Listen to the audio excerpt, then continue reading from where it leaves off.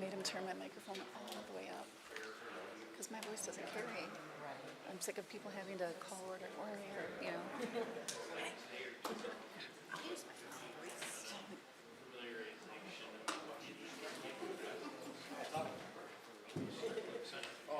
If that happens, it's just going up.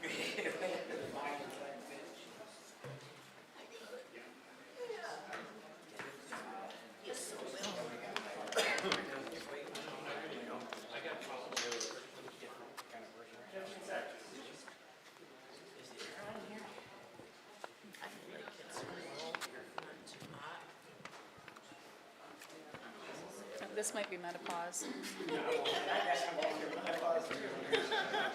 Menopause. Good evening and welcome to the July 8th, 2025 council meeting for the Village of Holly. Clerk, please call the roll. Weinbrenner. Here. Wendell. Here. Bryan. Here.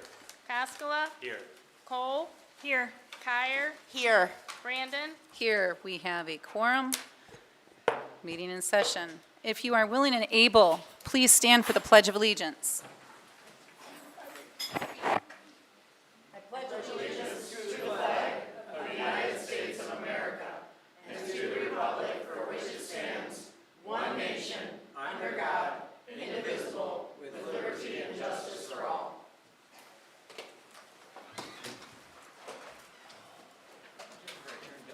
This brings us to the approval of our consent agenda.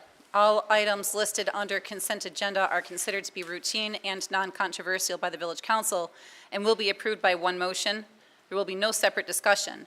If discussion is desired, that item will be removed from the consent agenda and discussed separately immediately after consent agenda approval in its normal sequence on the regular agenda.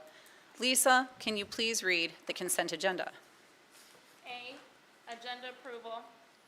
B, consideration of the approval of the Village Council minutes of June 17th, 2025. Consideration of the approval of the Village Council minutes of June 24th, 2025. Consideration for approval of the special event application for the Holly Moose Lodge Summer Party Picnic. Consideration of the approval of warrant 2025-007 in the amount of $97,135.29. Do I hear a motion to approve the consent agenda? I'll make the motion to approve the consent agenda. I'll second that motion. We have a motion by Wendell. We have a second by Weinbrenner. All in favor say aye. Aye. All opposed say nay. Motion carried.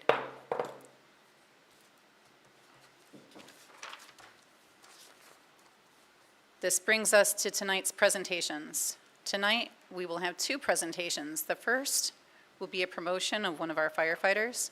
Chief Watson, if you could please approach the podium. Good evening, Council. I once again stand in front of you for a much-deserved promotion.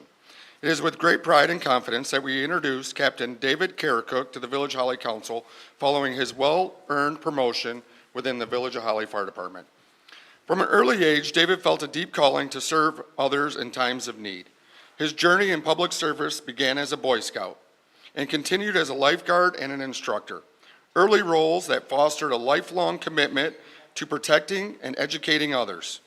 His path ultimately led him to the fire service, where he found what he calls the highest calling imaginable, standing between danger and those that it threatens, as part of a team built on trust, skill, and courage.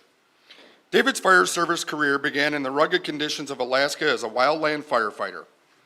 This experience taught him the immense value of hard work that directly protects lives and property. It also fueled his dedication to expanding his expertise in structural firefighting, emergency medical services, technical rescue, and hazardous material response. At the heart of every deployment, training, and emergency call, David's purpose has remained steadfast: to be there when people are at their most vulnerable. Whether treating critically injured patients, mentoring the next generation of responders, or innovating new procedures to improve safety and efficiency, he finds fulfillment in service beyond self. David is recognized as a subject matter expert by the state of Michigan and the regional medical control authorities. He holds credentials as a State of Michigan paramedic instructor and coordinator. He's certified as a FEMA disaster medical specialist and has deployed nationally for major disaster responses with Michigan Task Force 1. Captain Karacook brings not only immense experience and skill to this leadership role, but also the compassion, integrity, and drive that define the highest ideals of the fire service. We are honored to have him in this position and confident that he will continue to serve the Village of Holly with distinction. At this time, I introduce David Karacook.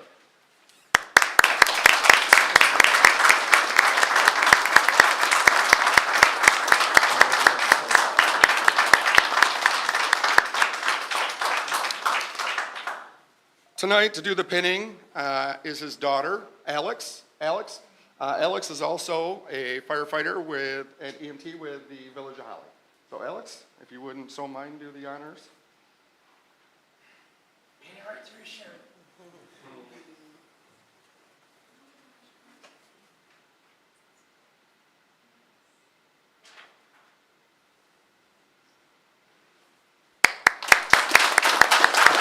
Congratulations.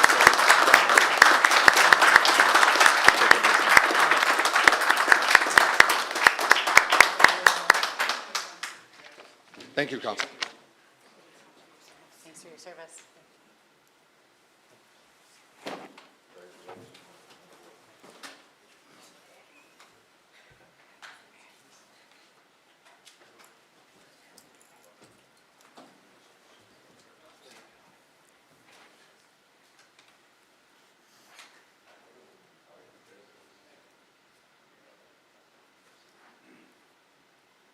Well deserved. Thank you for that presentation. Thank you, Chief Watson, and congratulations, Captain. Our second presentation tonight is for the accreditation of our Main Street program and will be presented by Tim Colbeck of Oakland County. Be careful out there, guys. Thank you. So annually, the Holly DDA/Main Street Holly is evaluated on a set of standards that have been created by Main Street America. Holly is a member at the highest level, and therefore we do this evaluation based on meeting in certain standards. The evaluation is of the Holly DDA, the organization, not of the Village of Holly. And so we're looking at the things that they're doing. Every year since I've been here, it's been successful. This is actually the 15th consecutive year that the Holly DDA has met that level of accreditation. And we at Oakland County, who were in charge of doing this process, it's not me personally who does the reviewing of this. We'll bring in a third party who's a neutral person. This year it was Dana Dunlap, who's the Executive Director of the Michigan Downtown Association. Holly has been found to meet and exceed performance standards in things like showing exceptional management, a commitment to the 4 points, the Main Street 4 points, which are design, organization, promotion, and economic vitality. In the process, they actually showed exceptional ratings in having their funding, that they are a sustainable program, that they are demonstrating sound fiscal management, and that they're not just relying on TIF revenue, but they have diversified their funding sources. And they also have a very high rating in that they do preservation-based economic development. Downtown Holly is a beautiful, picturesque, historic place. It's important to keep it that way. All of this alone is pretty impressive, but I think it's even more impressive considering that the Holly DDA experienced the departure of its director in September. And from September through February, the DDA operations had been maintained and sustained by a volunteer, Linda Stouffer, the DDA's chairperson. And she kept the program moving forward, embracing all of the day-to-day responsibilities while operating a successful downtown coffee shop. So I think that's a key thing. So when we go through this review process, the fact that there wasn't a professional paid person on staff at the time that we did the review, and yet they were still able to meet all of these standards, I think is something to be proud of. We have seen community support and a general feeling that the organization adds value to the community. That's what we hear when we're here. With the impending hiring of a new full-time director, we're confident that the program's ongoing growth and continued success. And all of that being said, I am very happy to present this plaque that acknowledges that the Holly DDA is a 2025 accredited Main Street program.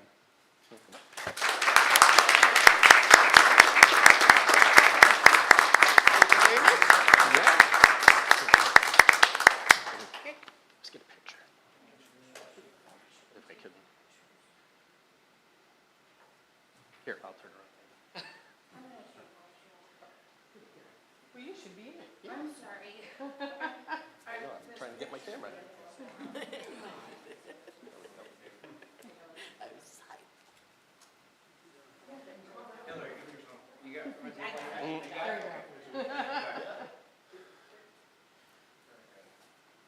Thank you. Thank you very much.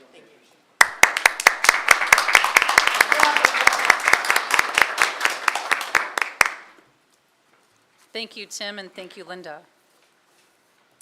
This brings us to public comment. Members of the audience may address council on any item not on the agenda. Those addressing council will be limited to 3 minutes of speaking time. After each agenda item, there will be an additional 2-minute public comment period to speak on that item before council votes. Prior to addressing council, members of the public shall state their name and address for the record. Any public comment?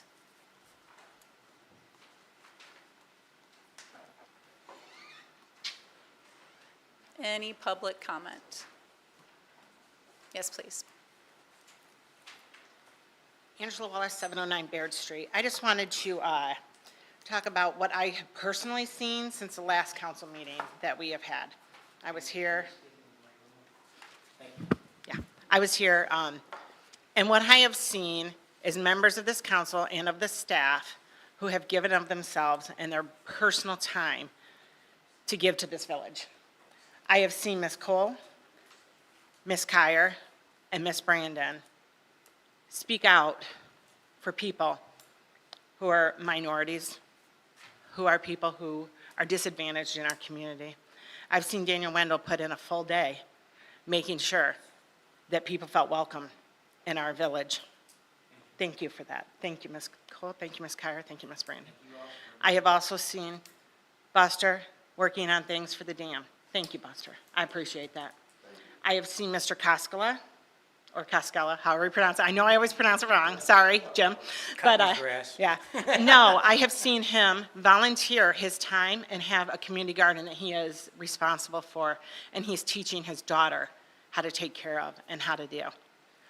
I've seen Ms. Bone and Mr. Price parking cars, making sure that the 4th of July, Independence Day, the Independence Day celebration went off on their own personal time. On a holiday, they were here. What I've seen from Brian Clausen, the last village council meeting, he walked out twice. Let me tell you why. Because Mr. Clausen was on duty. Mr. Clausen answered a misdig call, and Mr. Clausen also handled a sinkhole that was happening on Park Street. He handled that during the meeting. What did I see Mr. Watson do? Mr. Watson, I don't know how he did it because I left here and I thought he left after me, and he made it to my neighborhood before I did because he was on a neighbor's porch handling a 911 call after this meeting. I've seen Chief Narsh out there at the fireworks, making sure that everything went well, writing out signs so that people knew what the rules were. So this council and this staff are to be commended and not yelled at and put down. So everything that you do, you are appreciated for, and I want each and every single one of you to know that. You are appreciated, you are loved, and you have most of the village's support, and I appreciate you for that. Thank you. Thank you, Ms. Wallace.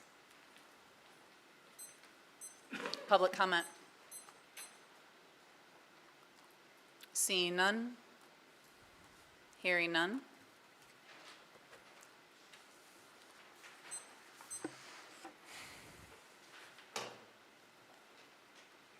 Where are we? New business? Thank you. No problem. Okay. Item A. Item A of new business is to discuss and consider items that were brought before the Village Ethics Committee. The Ethics Committee recommended to bring forward 2 items to council to consider. In accordance with the Open Meetings Act, as we have offered the personnel who are the subject of these items for the discussion to occur in open or closed session. Of the 2 personnel, one chose to have the discussion in open session, while the other requested the discussion on their item to be held in closed session. The item which will be discussed in open session by council is the referral by the Ethic Committee to censure Linda Stover's conduct during the process of selecting a person to serve as DDA director, specifically that she was selective in the information she gave the DDA board about a prospect for DDA director, ostensibly to influence the board's decision, and that she disclosed the confidential information to third parties. Do I have a first to consider this item? So moved.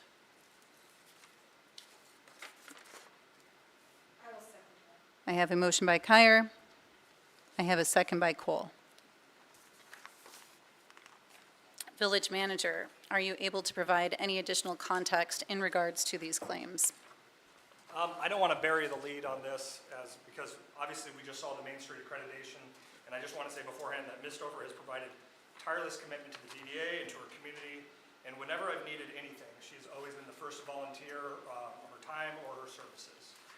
To provide any context to the situation that I have, I wasn't present for everything. However, to begin with, to add some context, I'll read you the email that I sent to the DDA board before their June 18th special meeting. This is a last-minute meeting that was scheduled without having it noticed by the village clerk. Downtown Development Board members, unfortunately, I will not be able to attend this evening as I have pre-existing commitments. However, I want to thank you for your ongoing commitment to our community. Your unwavering support has been invaluable, particularly during the challenging months without a director. I want to acknowledge exceptional efforts of your chairperson, Linda Stover, who has been a vital resource and a key reason for the DDA's continued relevance and success. As I reflect on my first few months in the village, I've encountered numerous challenges that have required my attention and effort. While I look forward to the day when decision-making becomes less burdensome, once again, I find myself in the difficult position of weighing the potential for criticism against the need to advocate for my staff, council, and the village. I'm reaching out to address the appointment of Amy Hillman as director. To maintain transparency, I want to clarify that my personal and professional interactions with Ms. Hillman have been limited but positive. However, following the announcement of her candidacy, I was approached by several staff and council members who expressed concerns regarding her recommendation for this role.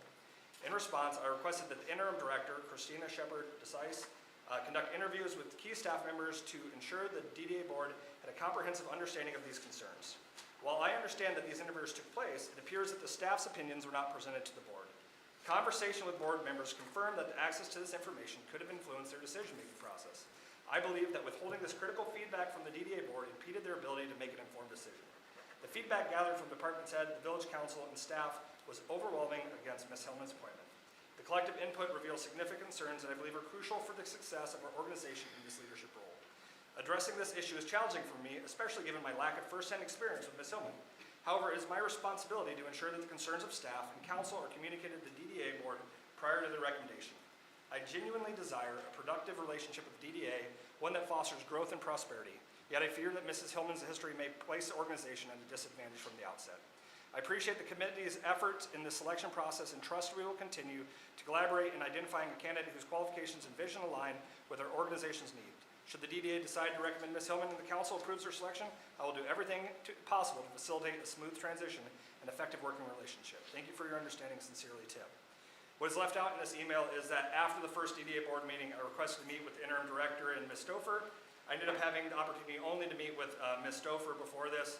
We met at her coffee shop, and we talked for quite a while. I expressed my concerns and how the process was handled, and I believe that at the time, my only course of action would be to ask them to return it to the DDA board, or that it be sent to council, and then I would recommend to council that it be sent back to the DDA board with all the information so that they could make an informed decision.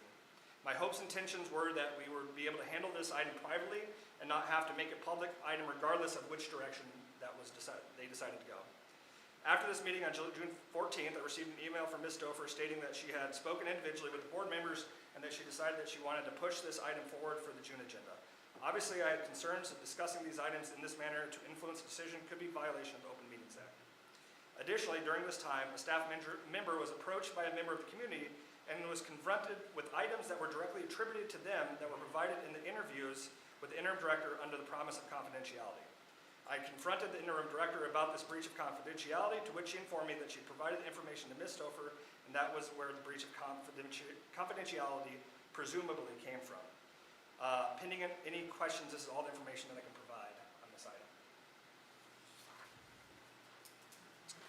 Thank you. Ms. Stouffer, would you like to make any comments? You betcha.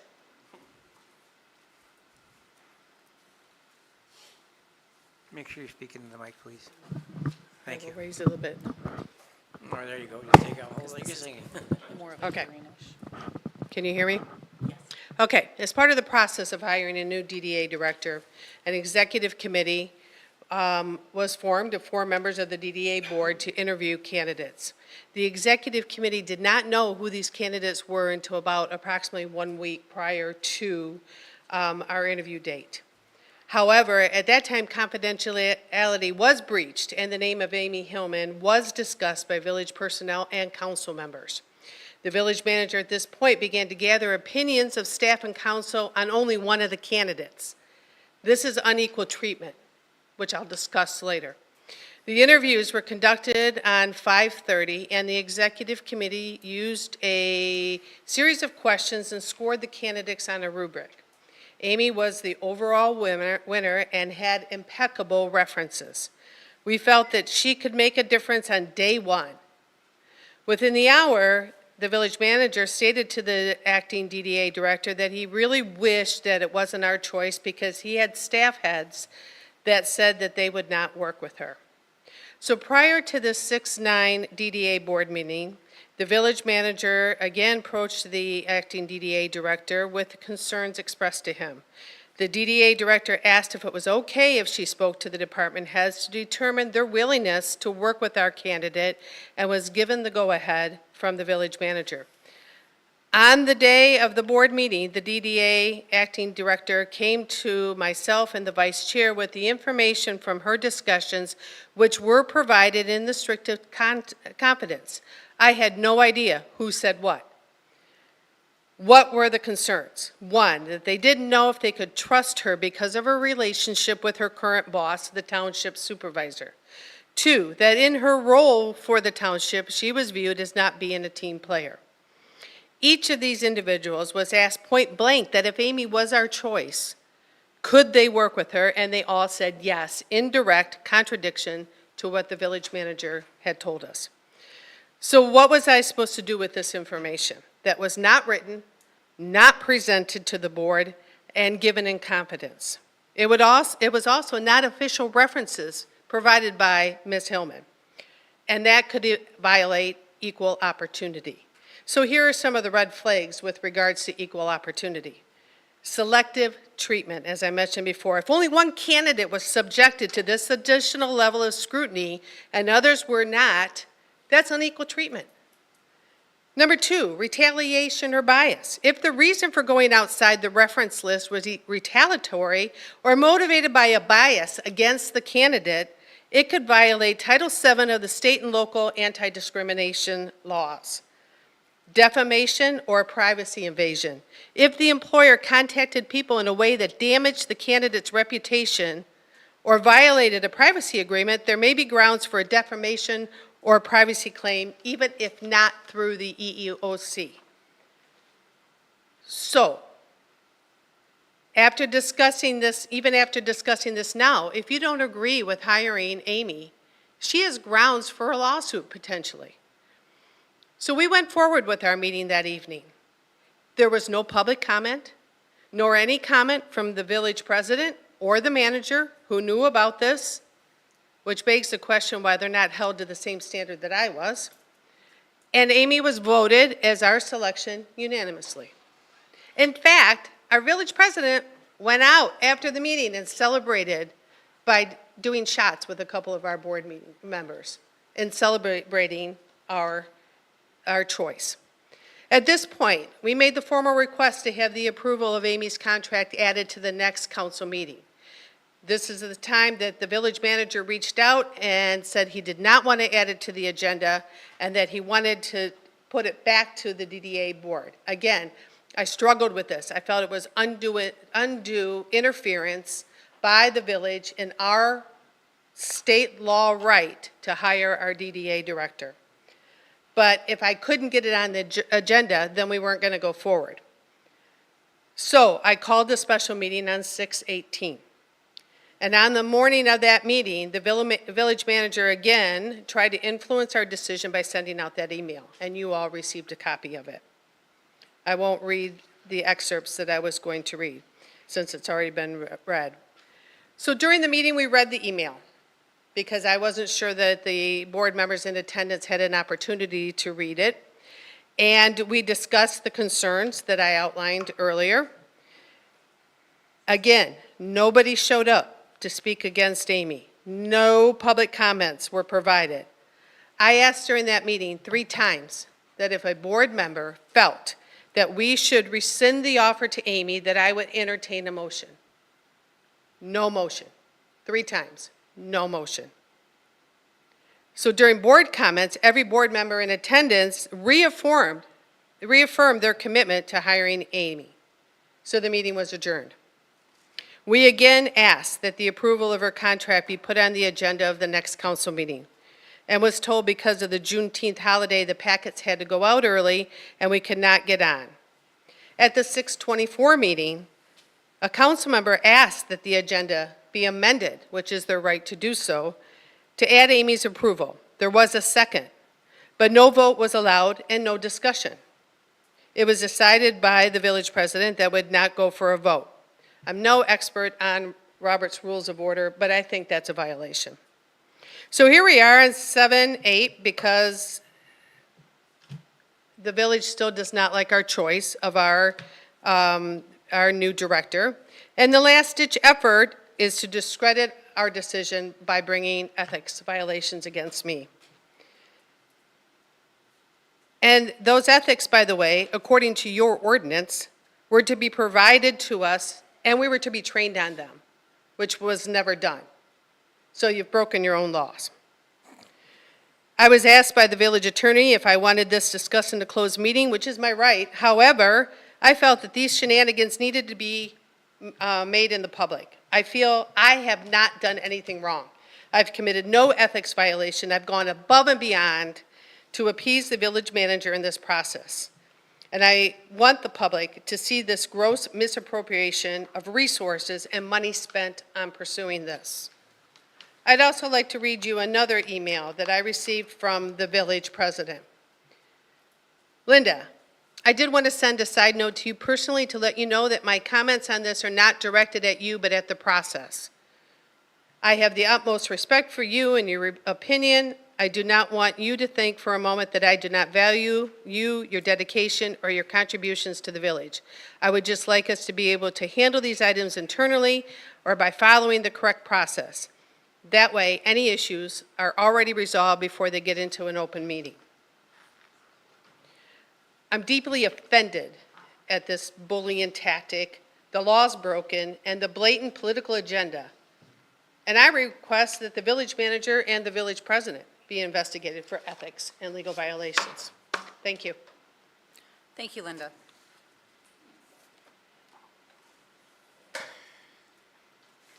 Okay, so that brings us to council discussion.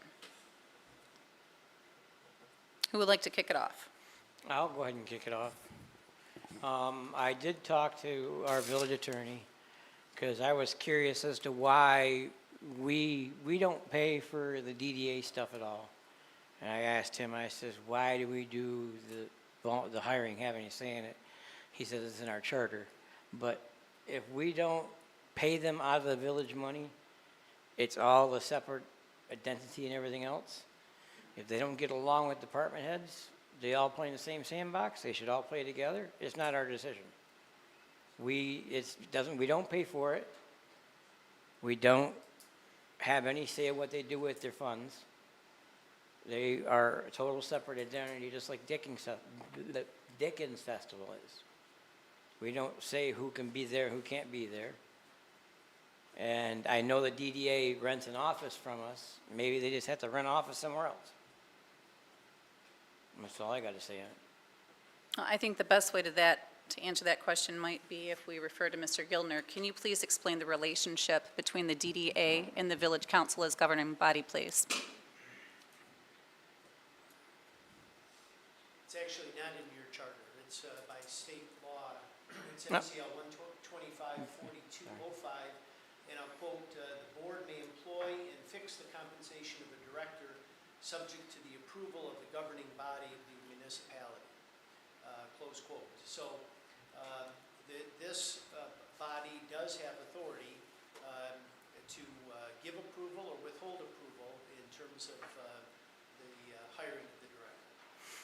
I was just wanting more clarification. Thank you. Well, and to further clarify that too, we also approve every single appointment to that board. So, I mean, you're doing that, And we approve their budget. So that effectively, if there's no budget, they can't do anything.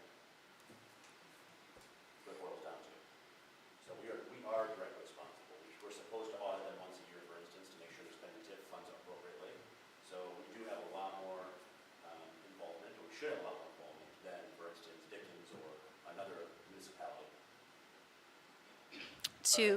To ethics, so besides myself, Shannon and Amber serve on ethics, and then to Gildner, before today, were any of you informed of any ethics accusations aimed at Tim or myself or Gildner or the other ethics committee members?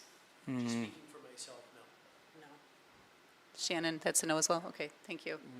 All right, council discussion? So I would like to know, where did the actual complaint come from? I know previously when we've had ethics complaints, we have the individuals that have made complaints, we've had notice of who's making the complaint. I'm not sure how to answer that. Tim, are we permitted to say the name of the person that received the confidential information? I would have to ask that to, ask the mayor. Sorry, we're putting you on the So spot. and while Gilner's thinking of which law might be applicable here, I had another DDA board member ask me, what is the process for accountability here? They said, for instance, and they said not that they would think any department head would lie because they didn't think that, but they said if they're told by, say, Linda one thing and they're told by April or Tim another, that department head said conflicting things, how do they know who to believe? And so this actually ended up coming into play. It's coming to play right now. I will specify that the person that did receive the confidential did not request that, like, a censure happen or anything like that. It came up in discussion during the ethics committee. It wasn't even necessarily a topic of conversation that we had as an agenda item. It came up as part of the conversation, and the ethics committee discussed it, and they decided they would pursue it. I wasn't there for all of the discussions on it. At the time, I was getting my kids from high school, but. Yeah, and just in terms of the process here, I don't know honestly who brought it to the village's attention or to the ethics committee's attention. That's really when I first learned about it. In terms of the complainant or the person who provided the confidential information, and who do you believe? Well, I mean, that's what happens every day in court and elsewhere. Your job as the arbiters of your ethics ordinance is to hear all cases, hear the information, weigh it, and decide based upon what you think is appropriate and who exactly you believe. So, I can't, any of you who have kids and you've got, kids who point the fingers at each other, this is what you do every day. You just have to weigh it all and make a decision. Now, in the case of the person that brought the information to Tim, that they received confidential information about a staff member's report from Linda, the public wants to know, the council probably wants to know, are they allowed to know? really think so. I do think so. I think it's appropriate.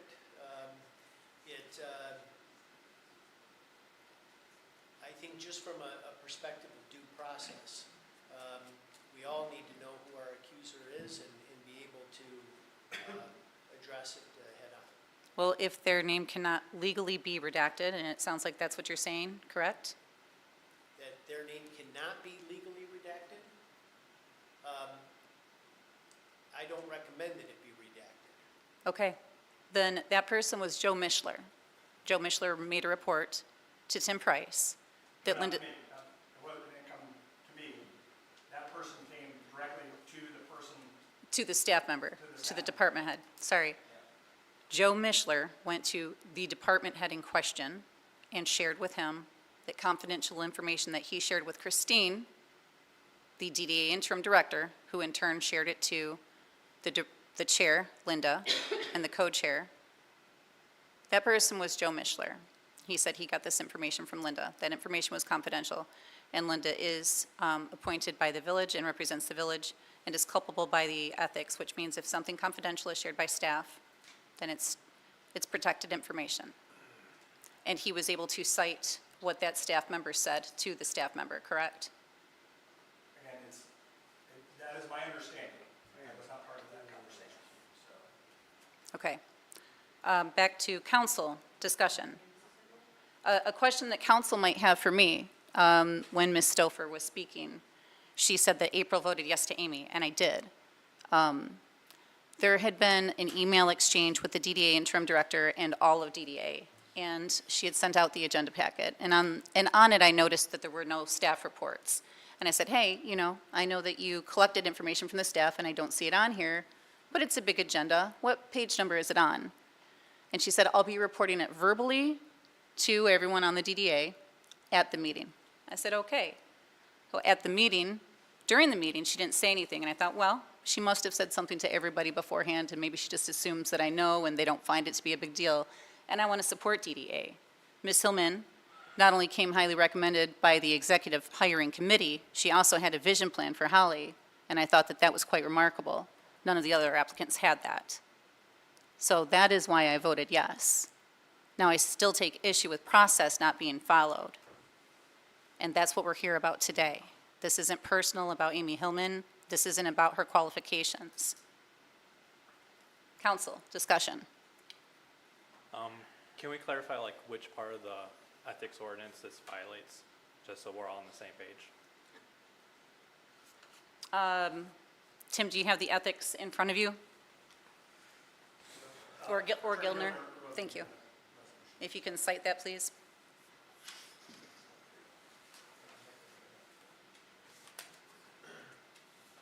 Those that would be closest would be from section 31.66, parens 4 and parens 5.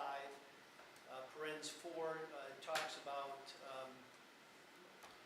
behavior that demonstrates a lack of independence or impartiality of action, and the making of official decisions outside of proper channels.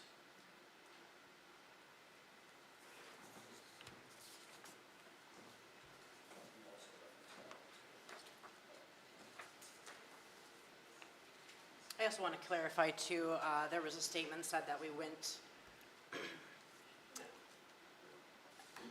somehow outside of the recommendations or referrals that Ms. Hillman provided. There is nothing illegal about going outside of those. In fact, anybody who's worked in HR knows that you should probably check other people. Then obviously when somebody submits their references, they're going to give you the best, right? But if you want to do your due diligence, you're also going to have to do, your own research. So I just want to clarify that as well, that there's nothing wrong with that. So for me, on part A, that was large, so I don't know if you've read it. Who read it? What it actually says. So taking input from the village department heads about Amy Hillman, a candidate for the DDA director, that was largely negative, but not sharing it with DDA board members. So my interpretation or my feeling is that they held Stouffer held a meeting on the 18th. So it was shared, maybe not as soon as we wanted to, or as soon as it was requested. I mean, I don't know, did she forget? said she hasn't done anything like that. So for me, I think that would be a little tricky on A, personally. Well, I did watch that DDA meeting after it happened on YouTube, and there was nothing mentioned about anybody that would not like to work with Mrs. Hillman. Yeah, so I think that this is where Mrs. Stouffer called into question that staff did not give her negative input. My question would be is, why aren't we holding the interim director of DDA who didn't give the proper information out to the DDA board at that meeting liable for something? Yes, the interim director is not a village employee, Okay. so the most that we, that's okay. Okay. The most that we could do is, if it came before DDA or council to renew her contract, this is something that they might put into their I guess consideration. my time was up. This is something that they could consider at that time. So what was the ethics committee, what did you guys base your opinion on? I can speak for me. Again, it seemed like a unilateral decision was made and withheld from the DDA board that could potentially sway a vote. So for me, it told me there is nothing that we should do as a board or any board should do, any of us make a unilateral decision on what information is important for the rest of the board to know. I'm going to agree with Amber on that one. That was part of my decision-making. I do think that if there is staff input, it should have been shared with the DDA board at that time or in the beginning of it. It did seem like it was a unilateral kind of decision-making. So as far as the steps that I saw, it did look like it was missed there. And the confidentiality clause, with it being Joe Mishler, he is a member of the Township Library Board. He sits on various committees, and him coming with information to a department head and being able to say what he said spoke that confidentiality was breached, and the interim director did name Linda as the person who did that. There had been an email exchange between Linda and Tim. And Tim, do you have that available to read? Where you discussed, there was a bit of round robining and then unilateral decision-making.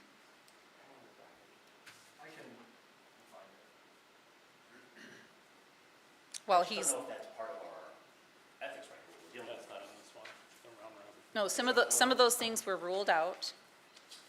And it was going through them that brought us back to this, because I think the biggest part for me was the leak of confidential information.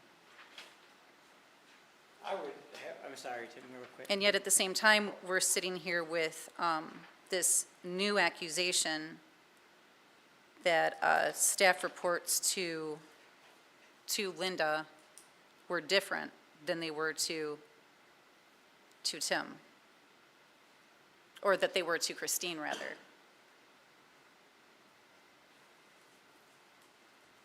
Can I say something real quick, Tim, before you go on?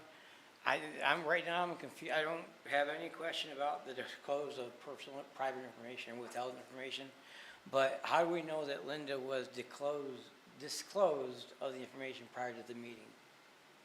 I'm sorry, can you ask that again? I'm How do not- we know that Linda was disclosed by the interim director before the meeting, the information that wasn't discussed at the meeting? How do we know that Linda knew this stuff and potentially withheld it at a meeting? How do we know that she knew that before the meeting is what he's asking? From Christina, the DDA interim director. That's all. I just was curious. I was just wanting to know. Yes, Tim had a discussion with her asking why she shared confidential information from the staff to the DDA director to the DDA chair and the co-chair. And Christine said that she found it necessary to share the information that staff shared with her to the chair and co-chair. And that's arguable, if you've promised department heads confidentiality, that you think it's relevant to share with the chair. Well, It's arguable. You could but share the- it without putting their name on it. You can, as long as you don't share identifying information about specific incidents, sure. Exactly. But it was shared with the chair, according to Christina, that the And- information was confidential. And the chair did whatever happened, the chair did it however it did it. It was word for word, which was stated from word to word. From Joe Mishler back to the staff member in question, yes.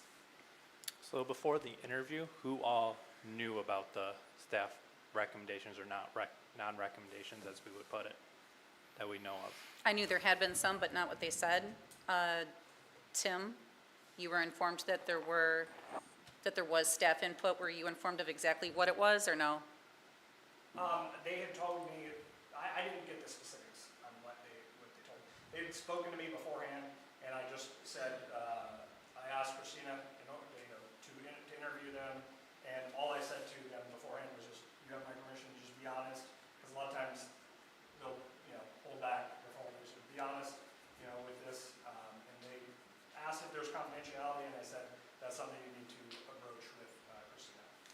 There was another accusation against you from Linda that stuck out about unequal treatment, that staff was only questioned about Amy and not the other candidates. So I guess I had been under the assumption that those interviews didn't take place till Amy was ruled down to the final candidate. That is correct. Okay, thank you. Then that answers that question. That's the reason why staff was asked about her. She was the only candidate at the time. So, council, any questions?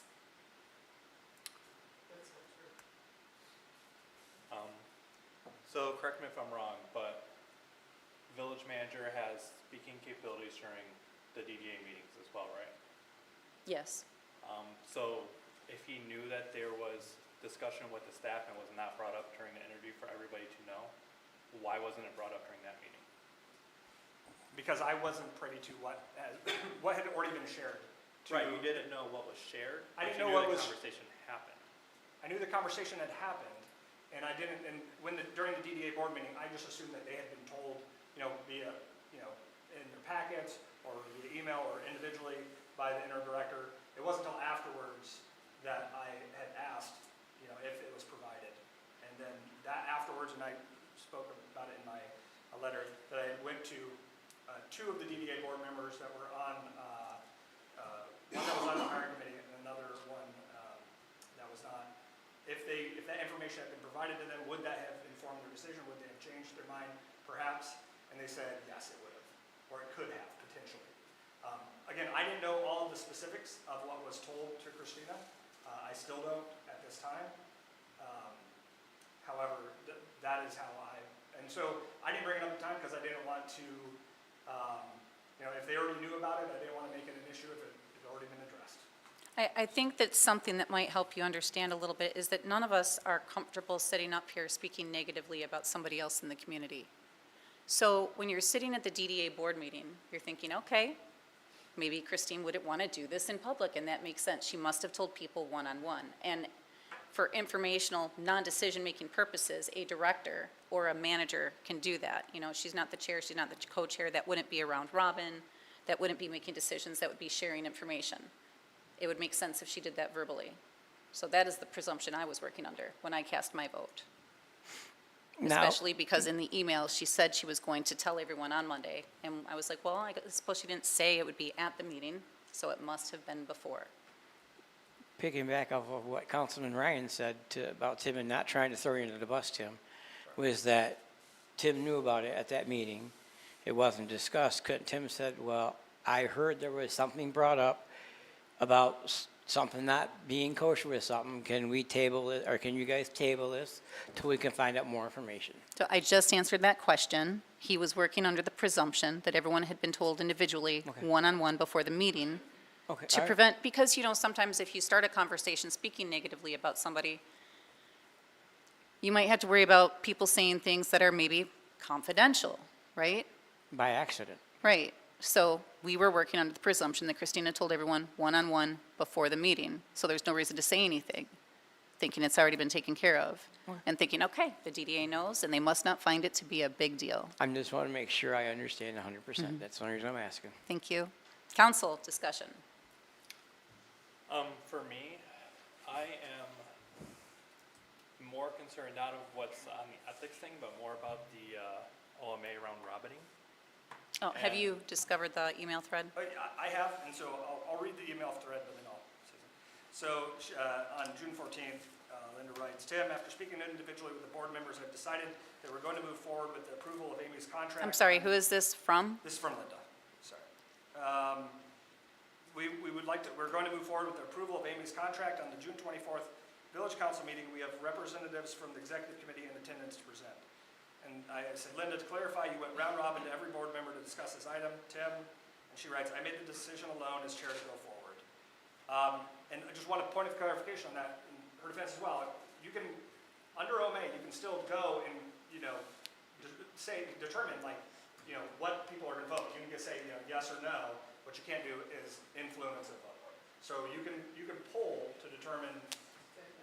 Yeah.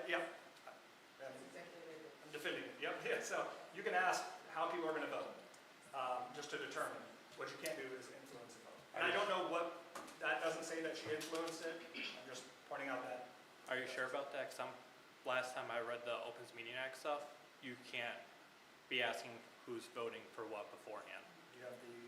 Okay, I can pull up the Open Meetings Act handbook, but I'm positive I can. Can I address this? Right now, it's council discussion.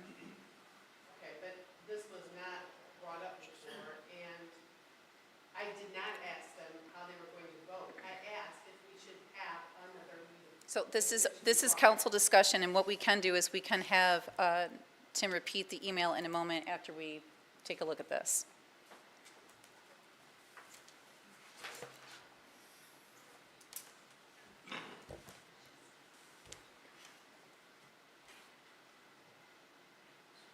Now, okay, so, actually, if I just do this, sure. Not this.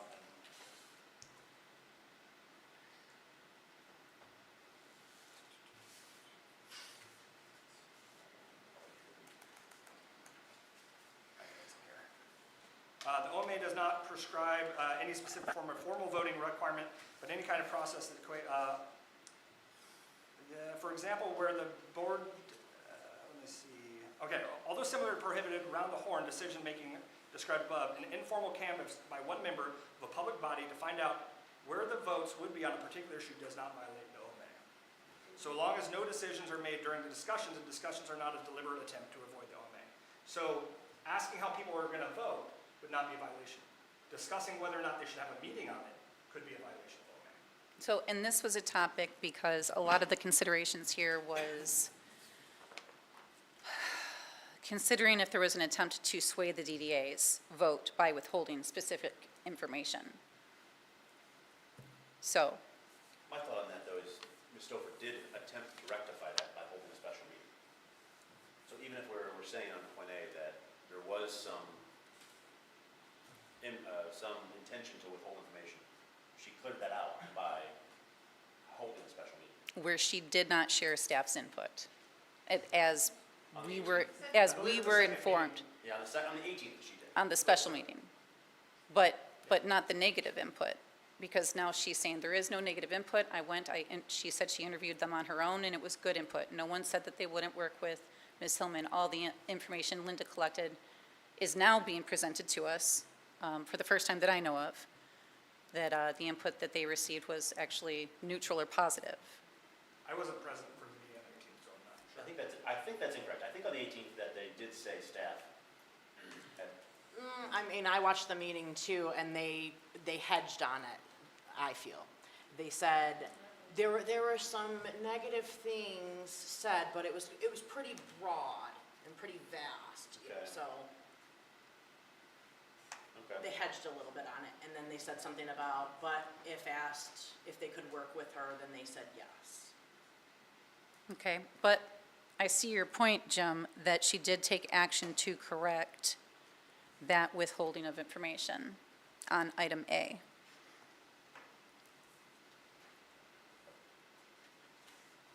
Devil's advocate, Okay, what do you got? I don't know that she really did clarify it. I think it minimized what could potentially have been really said. Okay, noted. So clarified / minimized. And can we clarify whose responsibility was this to give the DDA board? Was it the director or Linda? Who should have been giving that information out? It should have been the director. It should have been the director. Thank you. In my opinion, the director did the interview, the director should have created some kind of non-attributing document that stated all of this information. And that was the question I had asked Tim, is that, you know, if we're supposed to protect confidentiality on one hand and share and be transparent on the other. So how do you do that? How do you do that when you have negative feedback about somebody? And he answered that question where it was easily understood the moment he said it. You say things in a non-identifying way. You don't list a staff member. You don't list a specific incident. You say the input was negative, for instance, or that no one wants to work with someone, or something along those lines. So non-identifying information is the way that you go about handling that.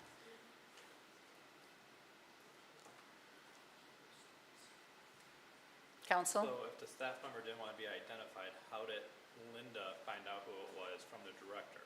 Wouldn't it have been the director that originally disclosed that information? Yes. So would Linda be held accountable if that person did not specifically tell her not to tell anyone? But she did. I don't know, I mean, that's what she said, but again. That's what Christina, that's what Christina, the DDA director said.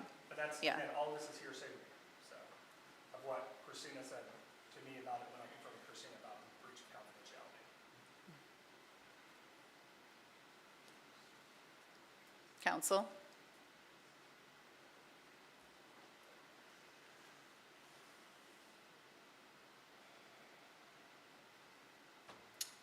For me, being a veteran, I had a top secret clearance, and as Tim knows the rules with clearances, if I was to say something that was confidential or secretive information to someone, and someone else said it afterwards, I'm still the one that's responsible for it, not the second person.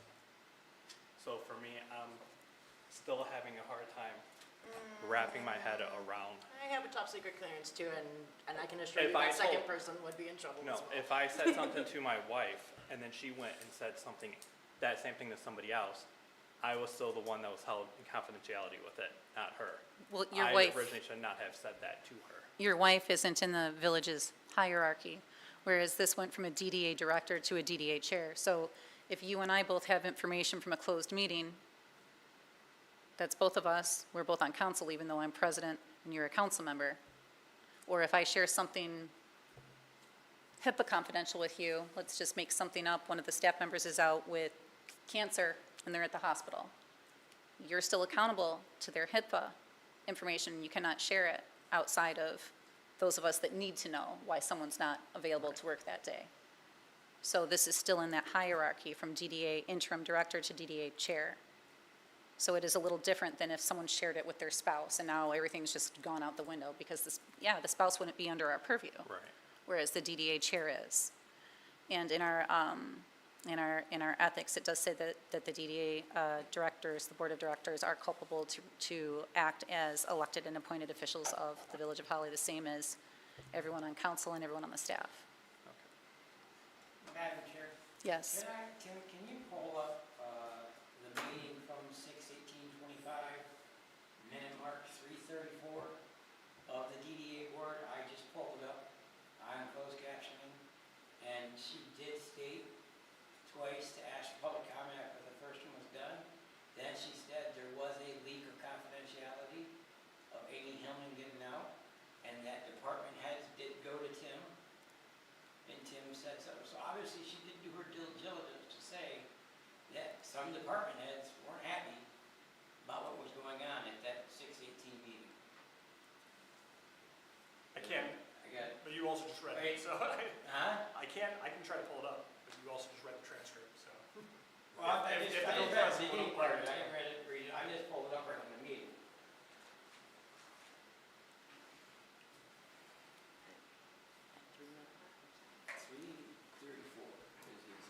I'm not trying to be a. So are you questioning if other people also disclosed the No, I'm just confidential saying, so information? I don't discredit B, I- I discredit A. I think what she was referring to was she was saying that confidential information was given to these guys and that is why they went and then went to staff. We'll pull it up and double check, but I believe that was the intention where she talks about a breach of confidentiality, because she's saying before it was released, like as soon as they found that.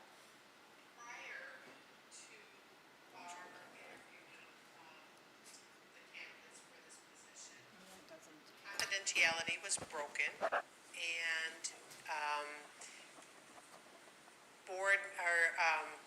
members of the village staff learned of Amy's desire to be interviewed for this position. According to Tim, these individuals reached out to our village manager, not me, not this board, did not show up for the meeting, but reached out to the village manager expressing their concerns. Christina, at that time, then asked if she could go interview the staff heads to find out exactly what was the concern, and was told that she could. May I interrupt? Yes. I just want to close a little. Press the wrong button. Do you No, no. understand what I'm saying? I was just, all I was. Two different accusations. She's saying they broke confidence, they're saying she did, so. Councilman, say that again, please, about what just happened down there. Okay, so in the original video that he's referencing, Linda was purporting that there was a breach of confidentiality between like either April or Tim going to staff after that DDA meeting and saying, oh, Amy's gonna be the director, and that led them to do these staff interviews. Now, Daniel thought that she was clarifying the confidentiality breach of her actually disclosing confidential information. Okay, thank you. If that makes any sense. Yes, it makes sense. I'm in line now. One more time, Amber. No. Got it. Council, discussion? Well, since it was just brought up, would that breach constitute an ethics violation if Robert breached that?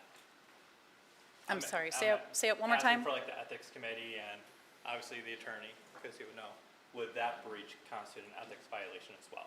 That is an accusation Linda made clearly tonight, that she said she wanted to report. So I believe since Tim and I are both involved in that accusation, that would go to Gildner rather than the Ethics Committee, if I remember the process And we all correctly. have a responsibility to report as well, since an ethics complaint has been made, so we all have to file a report. Yeah, and that goes to Gildner to review. And then it would come to us as an ethics committee. And I would obviously recuse myself from that Ethics Committee. Can someone else sit in my place on the Ethics Board? Would it need to go to ethics committee or just all the council? Maybe it goes that way, and I just recuse myself from voting like that.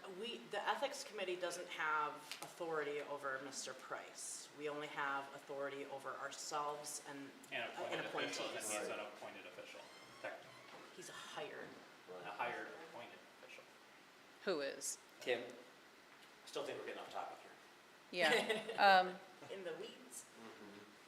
Anyways, that's reported. We can deal with that later. So back to this. Council, discussion. It was also reported in my HIA meeting on June 16th that Amy was hired as the director. So that was already out prior to the 18th meeting. Can you say that again? And is your mic on, actually? It should be on, but at our HIA meeting on June 16th, it was reported by the township representative that Amy Hillman was the director of the DDA. That was reported in an open meeting. So that happened prior to the 18th meeting that they had as a special. So there it does seem to Who's the be, township rep? Derek Burton. Derek Burton. So it does seem that there has been a miscommunication, a ball dropped, however it looks. I do think Christine, as the director, had a far greater responsibility to do this, but as a subcontractor of the village, would I recommend renewing a contract or something like that? Probably not on this stuff, but Linda is the chair, and she was the one that was brought in front of the ethics committee. So knowing those little things, but I don't think Linda held any part of that on her own whatsoever. I think Christine had a responsibility, she didn't do it, but this was dropped and mentioned multiple times in open meetings too, prior to that June 18th meeting. But after our vote on June 9th, we did vote. Correct, but without this information.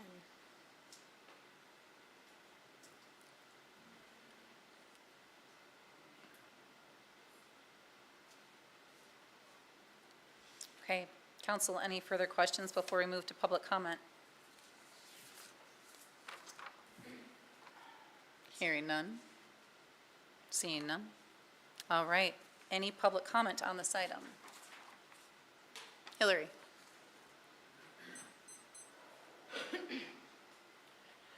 Hillary Allgaier, 121 Alley Street. So I am actually on the DDA board. And I didn't learn of any of the information that was said until our special meeting. Which, to me, begs the question, we had a meeting to where anybody can come and give comment, they can state their opinion, before we vote, you know, before the board votes, and none of this was brought up in our meeting, our original meeting. Our board unanimously voted Ms. Hillman to be our director. And then after the fact, it came up, oh, well, somebody came to me with this, and somebody came to me with that. So what is the point in having meetings? If we're gonna, if the board votes and we unanimously pass something, to me, the special meeting was like saying, okay, well, now this came out, but it wasn't at the meeting when they had the opportunity to do so. So what's the point in having meetings? If we can just have a special meeting to undo the other meeting. And I don't think that that's a standard that we should be trying to set here or follow. And furthermore, I mean, we've been really working hard in the absence of having a director. We need a director. Linda has really went above and beyond,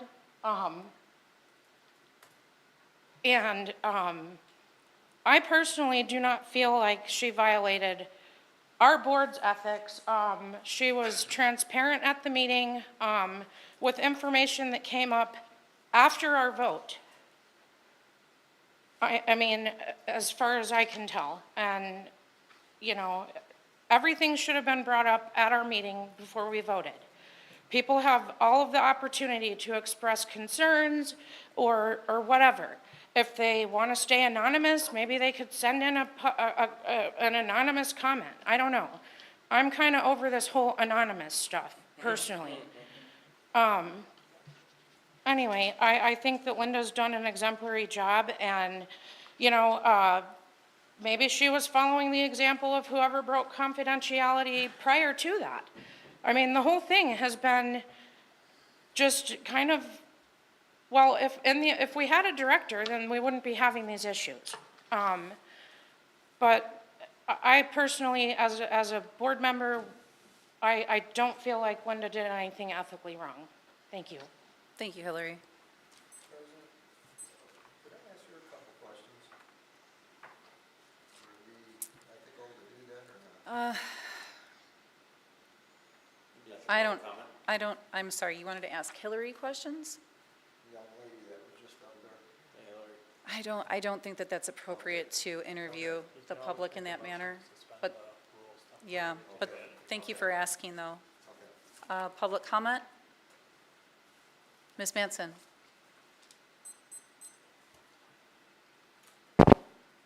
Anna Matson, 15091 Western Valley. I'm a little unprepared, and it sounds like, a lot of you are too. I don't know what information you guys got, but it sounds like you didn't get a lot of information about this ethics complaint. And it's in the ethics policy that you have to come prepared to meetings. You have to be ready for your votes. And it sounds like you guys didn't even get information about like what the investigation even was. It sounds like you didn't even get the reports. You didn't even know what part of the ethics policy was violated. So you are all not prepared for this tonight. And the ethics policy says that after review, the Ethics Committee will forward the investigation along with the recommendation of validity to the Village Council.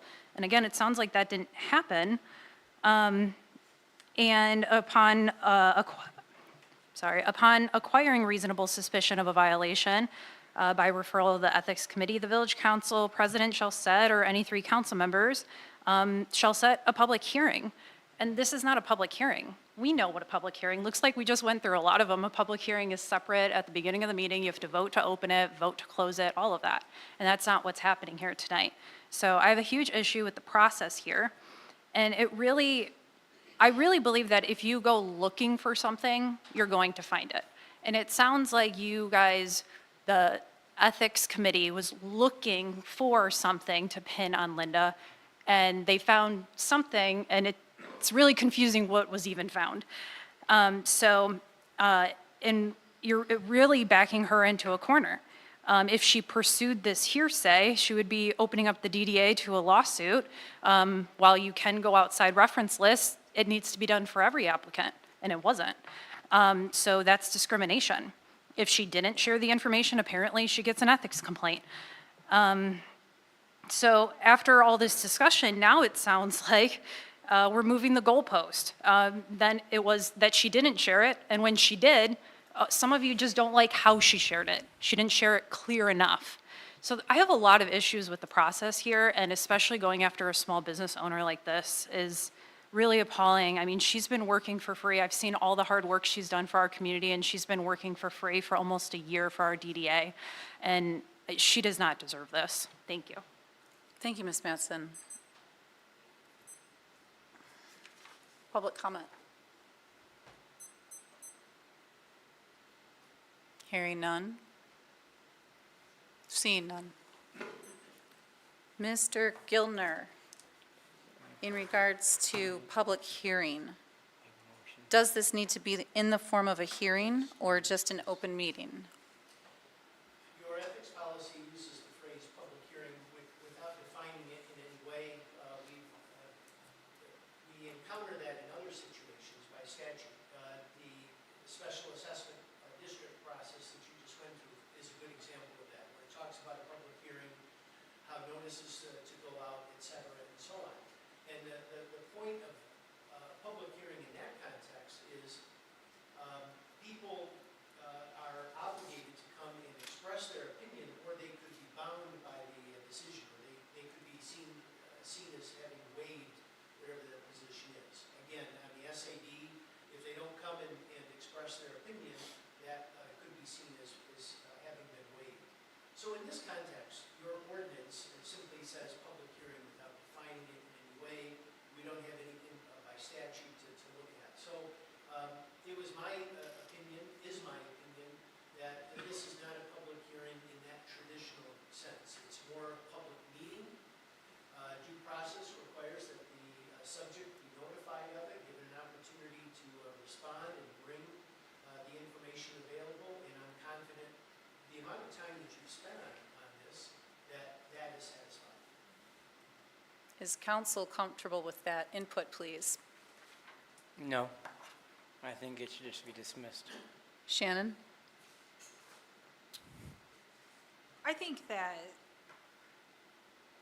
at some point, are we able to make motions to amend what is here? Or is that not? We can always rescind motions and make new motions if that's what you're asking. Right, okay. Amber, input? I don't know, what were you thinking about amending? Well, I was thinking, in my opinion, I do feel that Christine had the bearer of A. I do think that we have to take, as a director, I am assuming her word when she said B when she was giving that Linda disclosed confidential information. But when it comes to A, you had an interim director, they were supposed to, I asked, they said they were supposed to give the responsibility, it was their responsibility to share, they didn't. I don't know where that burden lies, so in my opinion, at the moment, A seems kind of off. And if A is off, B should be off. B is not off, in my opinion, as there was confidential information shared, and that's all we're saying on that one. Because it says, don't share it. That's enough back and forth. In regards to disclosing the confidential information to third parties, today, Linda said that staff input was not negative. Mr. Mishler's statement to staff, reciting staff's negative statements, seems to contradict Mrs. Stouffer's statements this evening. So B certainly remains, in my opinion. Yeah, but we don't, we, This is not back and forth, I have the floor. Now, I want to go back to talking about, with council, process is important. Thomas, what are your feelings on, first Amber, I'm sorry, on the hearing with Gildner's assessment?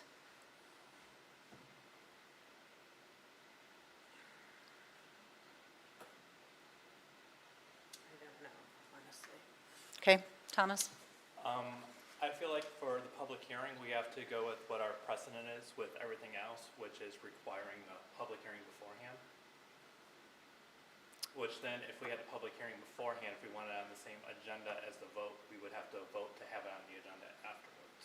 Okay. If my understanding is correct on our charter. If we wanted, if we had an item that you thought merited putting public hearing on it, would the agenda need to say public hearing? And for how long ahead of time would the public need notice? Yeah, again, in other situations, that's quite clear, because the statute or whatever reference we look at tells you what the process is. Here, there is no such specification. It simply says public hearing. So in the context of an ethics violation, I'm trying to think exactly what does that look like?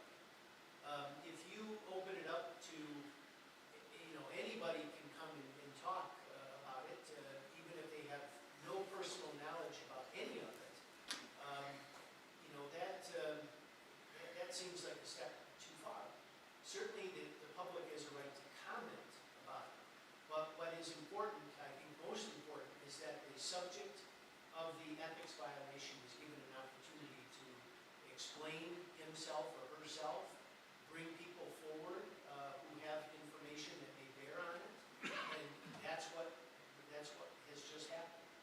So I don't think that we can look at public hearings in other contexts because of those differences. I kind of disagree with that, just seeing how in our council rules and procedures, we have a section in there on when our public hearings are held. And I feel like it should default to that if it's not defined. And we should go with our own rules and procedures. What was the last ethics meeting that we had? It wasn't Delaney's, was it, before we No, were? there No, was you had one another after, one there was one after that. Separately. Yeah, Pardon? Everly and Harrington. I don't even remember. What process did we follow on that? Did we put public hearing on the agenda? That I don't know. That was one that was referred to me. We had a meeting. Tim, can you pull those minutes up, please? We have to do some research, I think. I wasn't here for that. We'll stall for you. We got you. But would that meeting even be pertinent to it if, in our policies and procedures, if we have a time slot allotted in our meetings for public hearings? Because if not following the policies and procedures in a different meeting, that shouldn't override what happens in this meeting. Well, I'm looking at what Gilner's implying is that public hearing can be both used as a definitive jargon and colloquially. Is that what you're saying? In the absence of anything else, that's exactly how I read it. I think it was, And to the point about Mr. Ryan, though, like if we have conflicting ordinances, there's typically something that overrides it. So for instance, to Mr. Ryan's point, if we do have something that stipulates how we hold public hearings, would it not make sense to hold this public hearing in the same manner?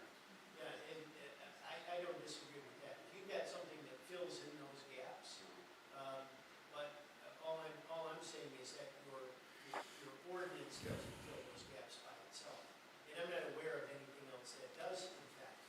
There's not a state or federal something?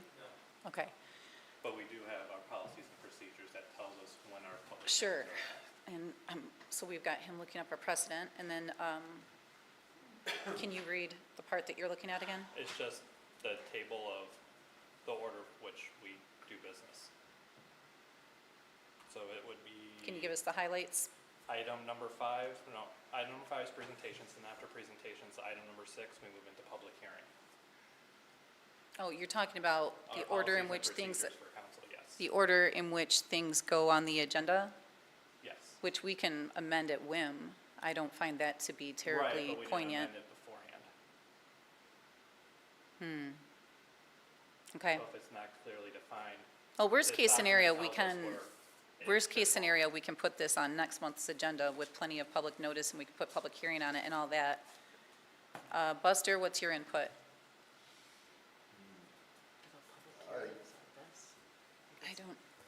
I don't know. I'm confused, like, are you calling for a public hearing on this, That's what I on this wanna know. ethics? I was just making the point for what Mr. Wendell said about the public hearing first. And for me, this is where it should have been at. The public hearing for this ethics Right. consideration. So you're saying we should have had. Because right now it's as an agenda item, when it Right. should have been as a public hearing item instead. I So don't he's talking believe that about- we've ever he's done talking a about public where it hearing. When we goes. did the Everly and Harrington one, we again met as an ethics board. I don't believe we gave public comment at that board, and then we just brought that recommendation back to council, and it was just a council item. Yeah, we did kind of the same thing. We did our investigation. We came in with our recommendation. And yeah, at that There was ethics no meeting, we did public- not allow public comment, though the public was present. Right. Right, but what was conducted in the past meetings But he's saying that shouldn't on, matter what happens with our current policies and procedures and the current council. and he's saying that on here on our agenda, that it would come after consent, after presentations, before new business, that it would be a separate item as a public hearing item.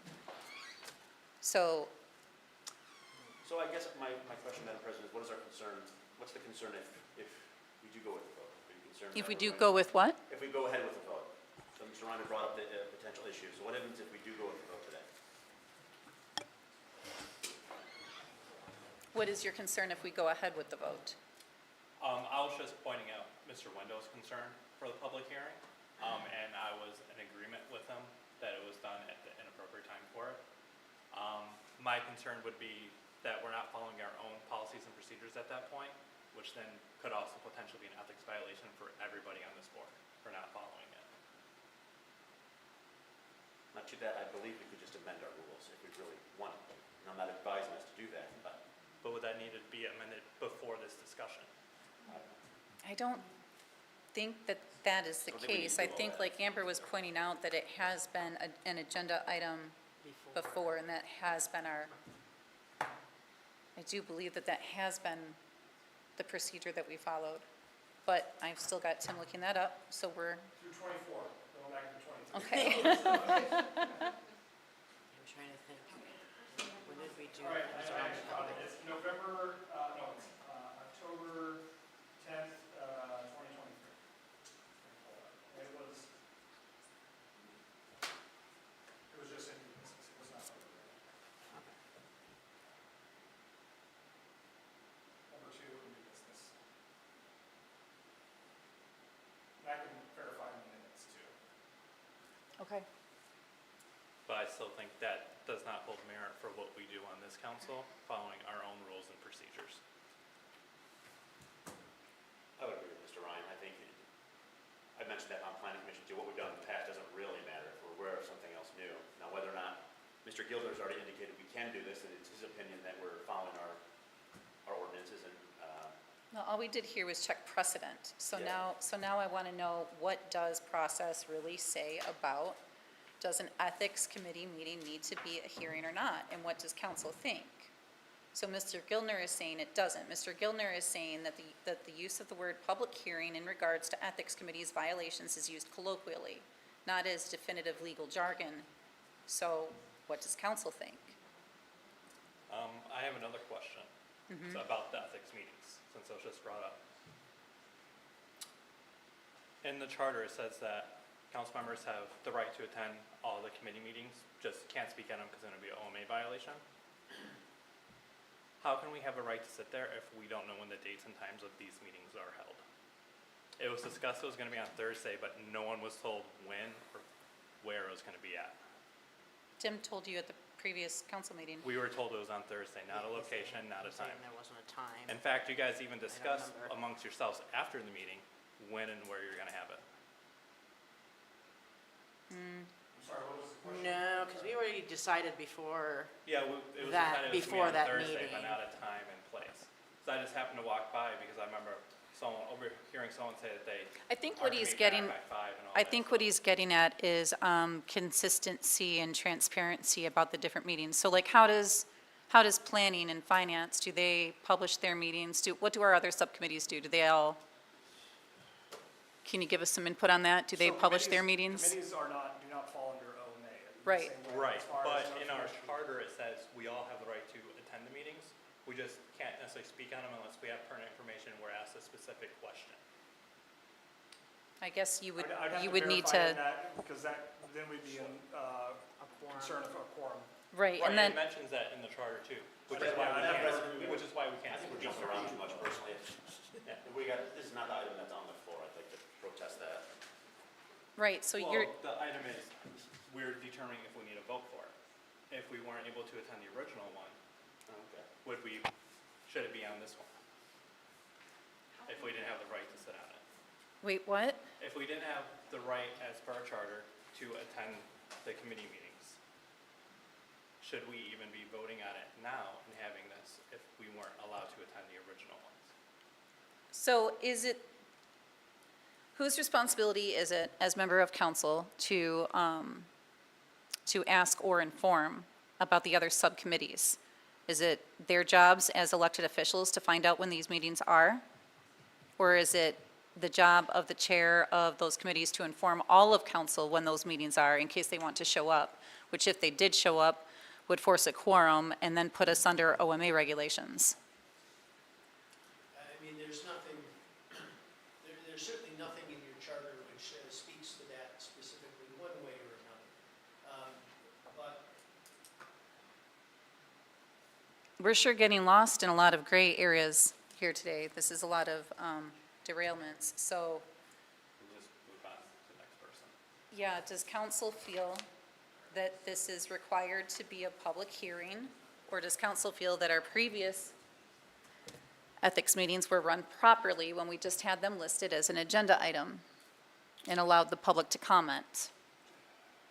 I have, I don't disagree with Mr. Ryan on that. I think it would be hard for members of council to vote on some of this without having any information but a resolution in their packet.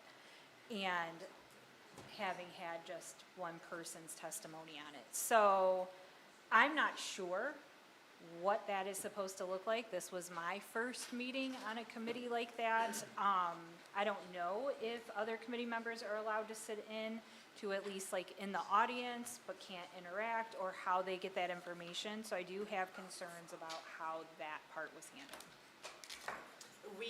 We had touched on this in our ethics meeting, and that's what we said. We're like, again, we don't want to be in the same situation that we're making an accusation of Ms. Stouffer, right? Of not giving everybody the same information that we had as a committee. But I feel like we've talked about everything that we talked about as a committee and how we got to this point and where we pulled these violations from and why. So, I mean, I guess there has to be a certain trust in your fellow council members that, Here's what the charter says in committees on council.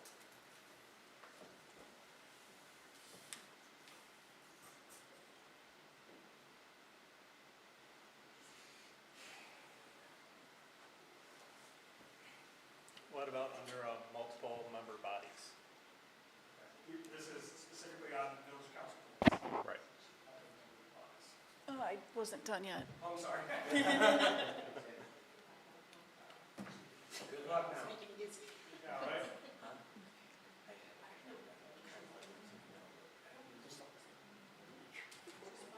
A village officer may request in writing to the council in meeting with a particular meeting. So I believe it's letter G that answers your question, Mr. Ryan. A department head or other village officer may request in writing to the council in meeting with a particular meeting. The written request shall be set forth. No. I'll try. We can move it on, I can look it up and send it after. Okay, so we do have liaisons. Liaisons have a duty. We're not supposed to have quorums at those special meetings. Let's go back to the question at hand. Agenda item or public hearing for ethics violations? Gildner says that public hearing is being used familiarly, not legally. That the public be given an opportunity to speak, and that they know what the item on the agenda was ahead of time, which they did. And then they also had the public comment this evening. So Shannon. To me, it feels as if we had that without naming it public hearing. We presented information, Linda was able to speak her part, we had public comment on it. It feels like we followed that procedure. Okay. Daniel, your opinion? My opinion is basically, I feel, my personal feeling is we got ambushed by some of it because I had no idea that Ms. Stouffer was in for ethics violation at all. I think that, I know that it goes through the committee, but after that, something should be said to the whole council, a letter should be sent out that this, and this person. But it doesn't tell us who it was, so we have any idea.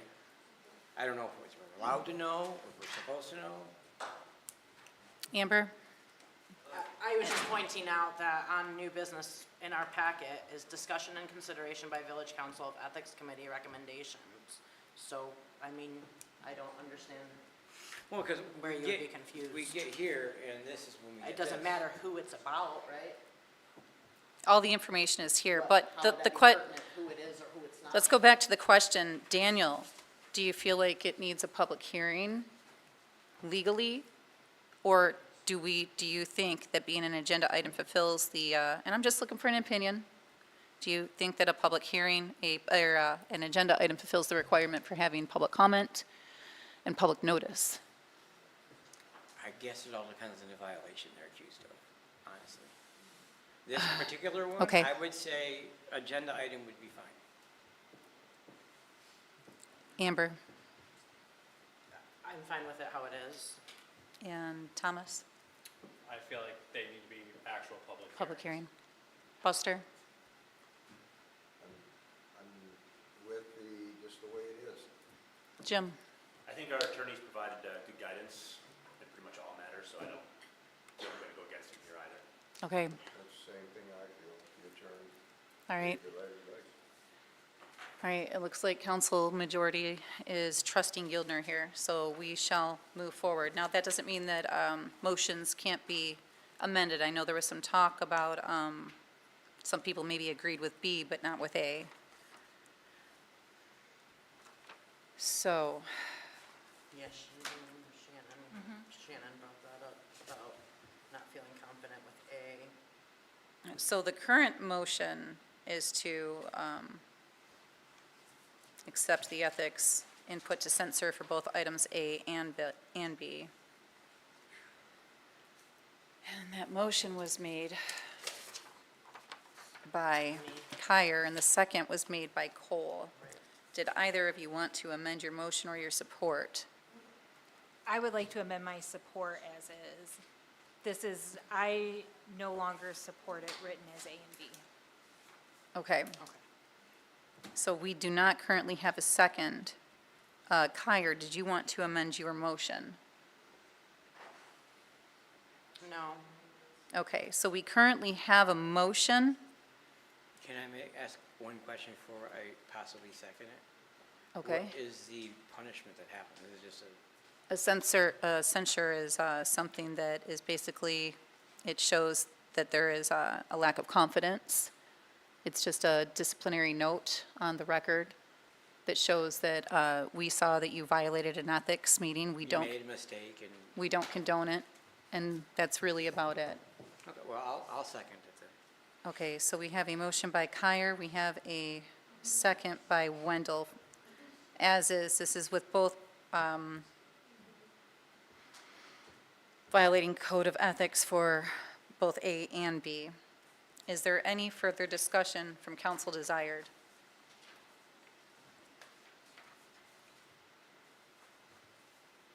Okay. Holy moly, you guys, did we already do public comment? Yes, yes, we did. Yeah, Hillary got there. And so did, Kind of jumped. Were we in the middle of public comment and we came back to council? Thank you, thank you. Okay, let me go back to my list over here then. Public comment? Angela? I'll get you next, Linda. Angela Wallace, 709 Baird Street. My question would be, I realize that there is a second ethics violation that will be discussed in private, which is fine. That is absolutely the right of said person. If we have a public hearing on it, are you going to go to the public and say, okay, public, we can't tell you who, we can't tell you why, but we're having an ethics violation meeting, and we can't tell you what it's about, but it's about a public hearing, and you need to come to a public hearing? What good does that do to anybody? That doesn't even make sense. So to have it on your agenda, and I'm not picking sides, I don't know anything about this, but Ms. Linda opted to have it out in the public, so she agreed to this. So that's the only thing I have, is like, if we do go to public, am I done? Oh, okay, I'm sorry. I don't want to go over. No. But if we do have to go to a public hearing on something, what are those, what are you bringing to the public that you can't say if that person wants to be held confidentiality? So that's just my only concern sitting back here going, that doesn't make sense. Thank you, I appreciate your time. Thank you, Angela. Linda? My comment is just about procedure and process, because at the point that I was notified yesterday of that I was going to have a ethics violation against me, it was not told to me what it was. I had no idea. So my comments that I provided were based upon a guess as to what it might be.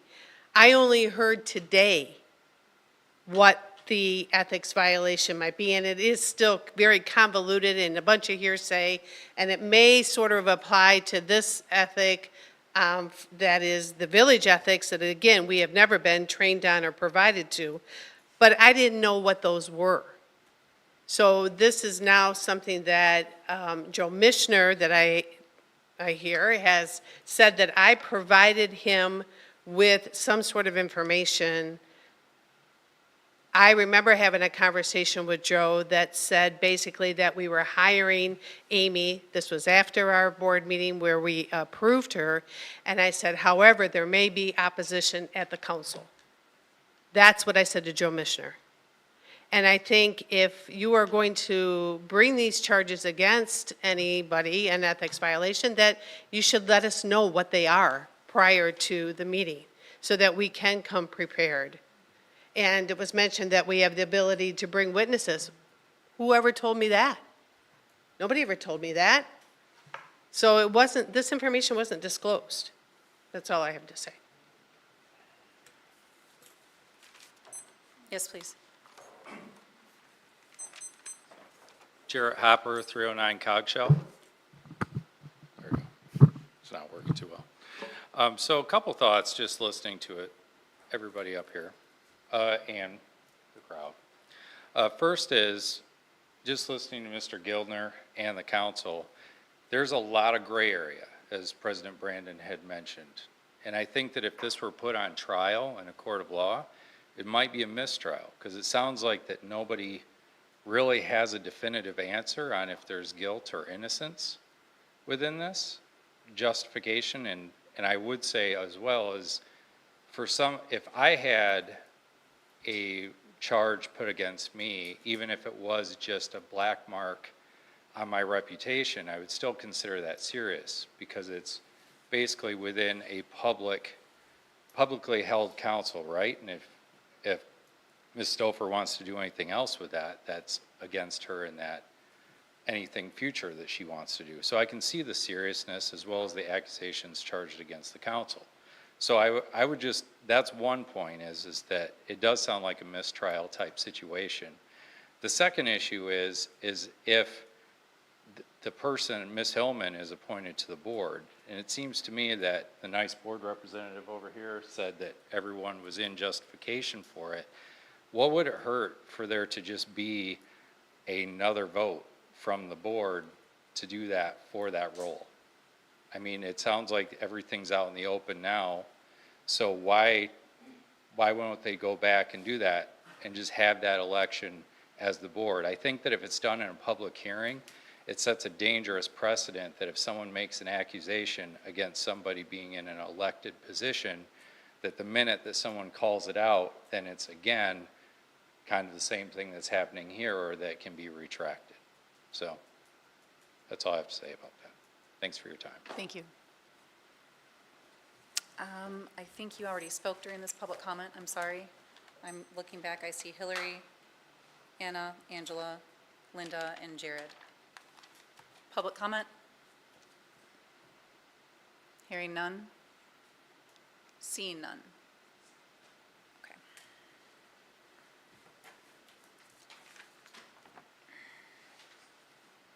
I do want to clarify too, like this, it's not a court of law, just to clarify, like that's what ethics is. It does become subjective, right? Where we have to weigh what's put in front of us and decide whether it's true or not.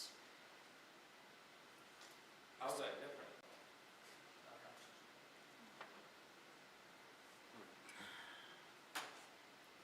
It's different in that nobody with an ethics violation is going to prison for the rest of their lives, like.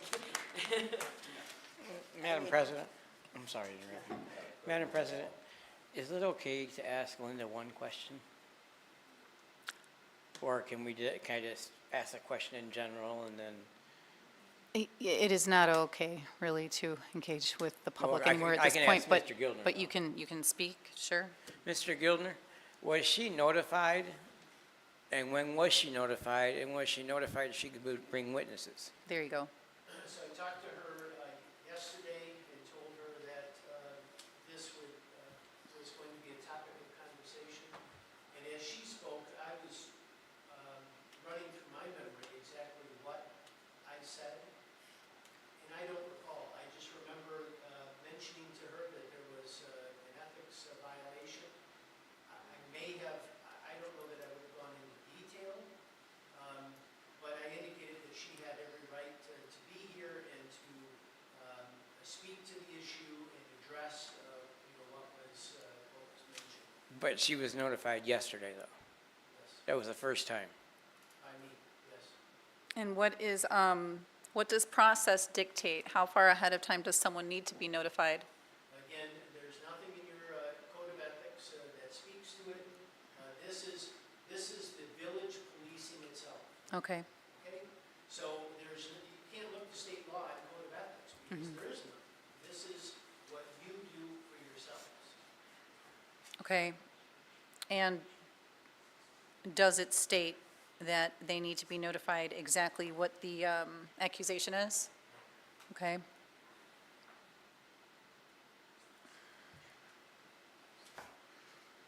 Good question, Councilman Wendell. I would make a motion on, we need to change our ethics code of conduct thing. This- I'm sorry, but Duly noted. it just doesn't seem. We easy. often find as we go through processes that things need to be amended and updated to, manage different things that we just haven't come across before. Yep, So, exactly. Chair of Ethics, you can add that to your notes.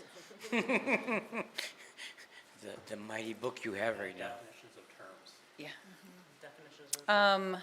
Okay, if after hearing the public comments, did council have any more discussion before we move to the roll call vote? The only discussion I had was the fact of the notification. I mean, I know it doesn't say anything, but the notification, you know, it just doesn't seem fair. Like, if you're going to trial, you don't get 1 day to try to prepare yourself. She Well, this has nothing doesn't- to defend herself.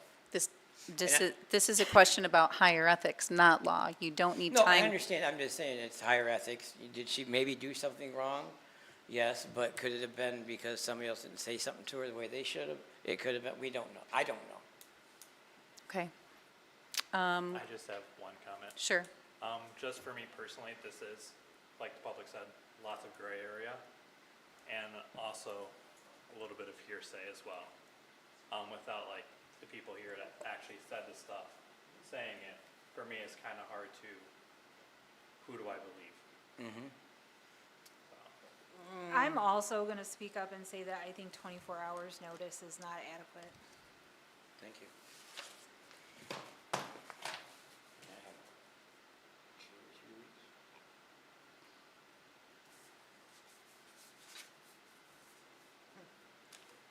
Okay. Council?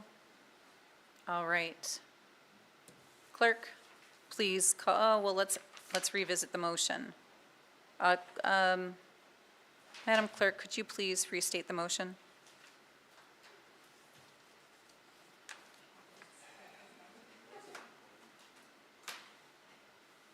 So it was a discussion and consideration by the village council of ethics committee recommendations.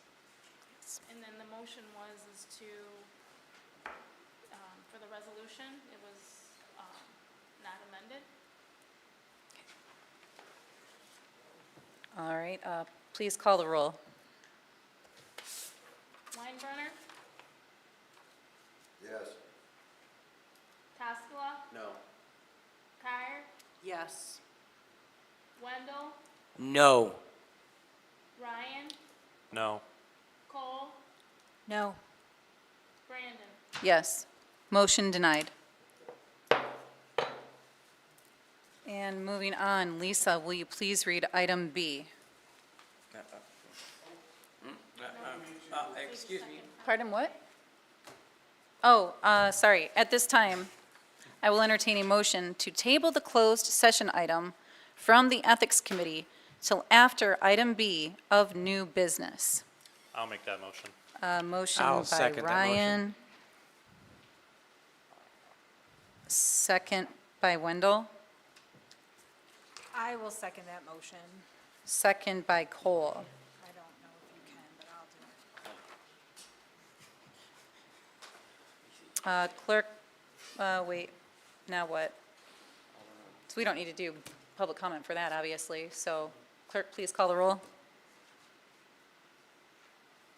Taskala, Yes.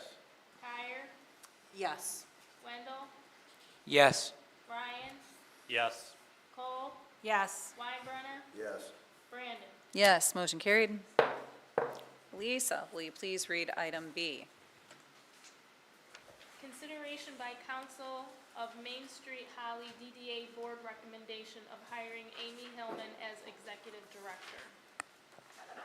Do I have a first to consider item B of new business? I'll make the motion for first to hire Amy Hillman as the director of the DDA Main Street. I'll second. We have a motion by Wendell. We have a second by Ryan. Now, is there a member of the DDA executive team that would like to further introduce this item? Wouldn't that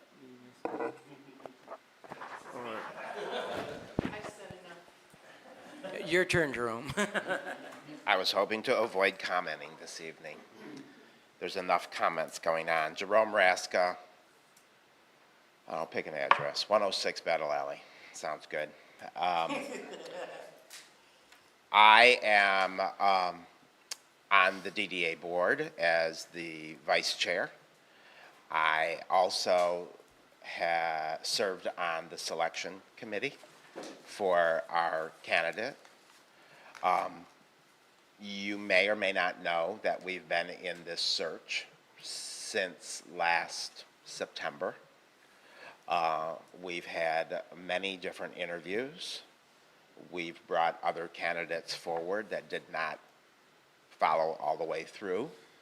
And we have now had this process, and much like this council, many folks on the DDA board are new, and Ms. Brandon, I'm sure, will agree and attest to the fact that we too are learning along the way, and we were developing new policies and procedures in the interviewing process along the way, many of which Ms. Brandon assisted with, and I graciously thank you for that, because I think at the end of the day, the DDA has become a much stronger and better entity, and I look forward to the future of the DDA and the DDA working with the council to better this community. That's really what it's all about. And as we went through this process, we had candidates that submitted. They were narrowed down by phone interview by our interim director. We then had 5 candidates that moved forward. At the last minute, one of the 5 opted not to attend the in-person interviews. And so we had 4 candidates. We interviewed these candidates, and I will wholeheartedly tell you that Ms. Hillman rose above the rest immensely. She came extremely prepared. She had vast knowledge of our village and the surrounding area. And she came with a conviction and dedication that we didn't see in any of the other applicants. This is why, as a selection committee, we unanimously mentioned to move her forward and then brought her to the board for approval. I don't know what else to say. I know there's been a lot of discussion, and I guess the magic word tonight is hearsay. There's been a lot of that. But what I saw was a candidate that I feel wholeheartedly can take the DDA to the next level and has the ability to work with others, which we found out in following up on many of her recommendations. I also want to remind you that it's an at-will position, like any other position. So she will be an employee. If this candidate or any other candidate that we selected got into this role and then did not rise to the occasion that we expected, we have the ability to let her go. And we also have to understand she has the ability to let us go. So all I'm asking this evening is that you will consider that we've done our due diligence. We've worked very hard at coming up with a candidate, and I'm very, very assured in my own heart and soul, as well as the rest of the committee was, and the rest of the board was, that she is the right person for this position. She's going to do an amazing job. We need someone with her skill sets. She has great grant writing experience, which we're looking forward to.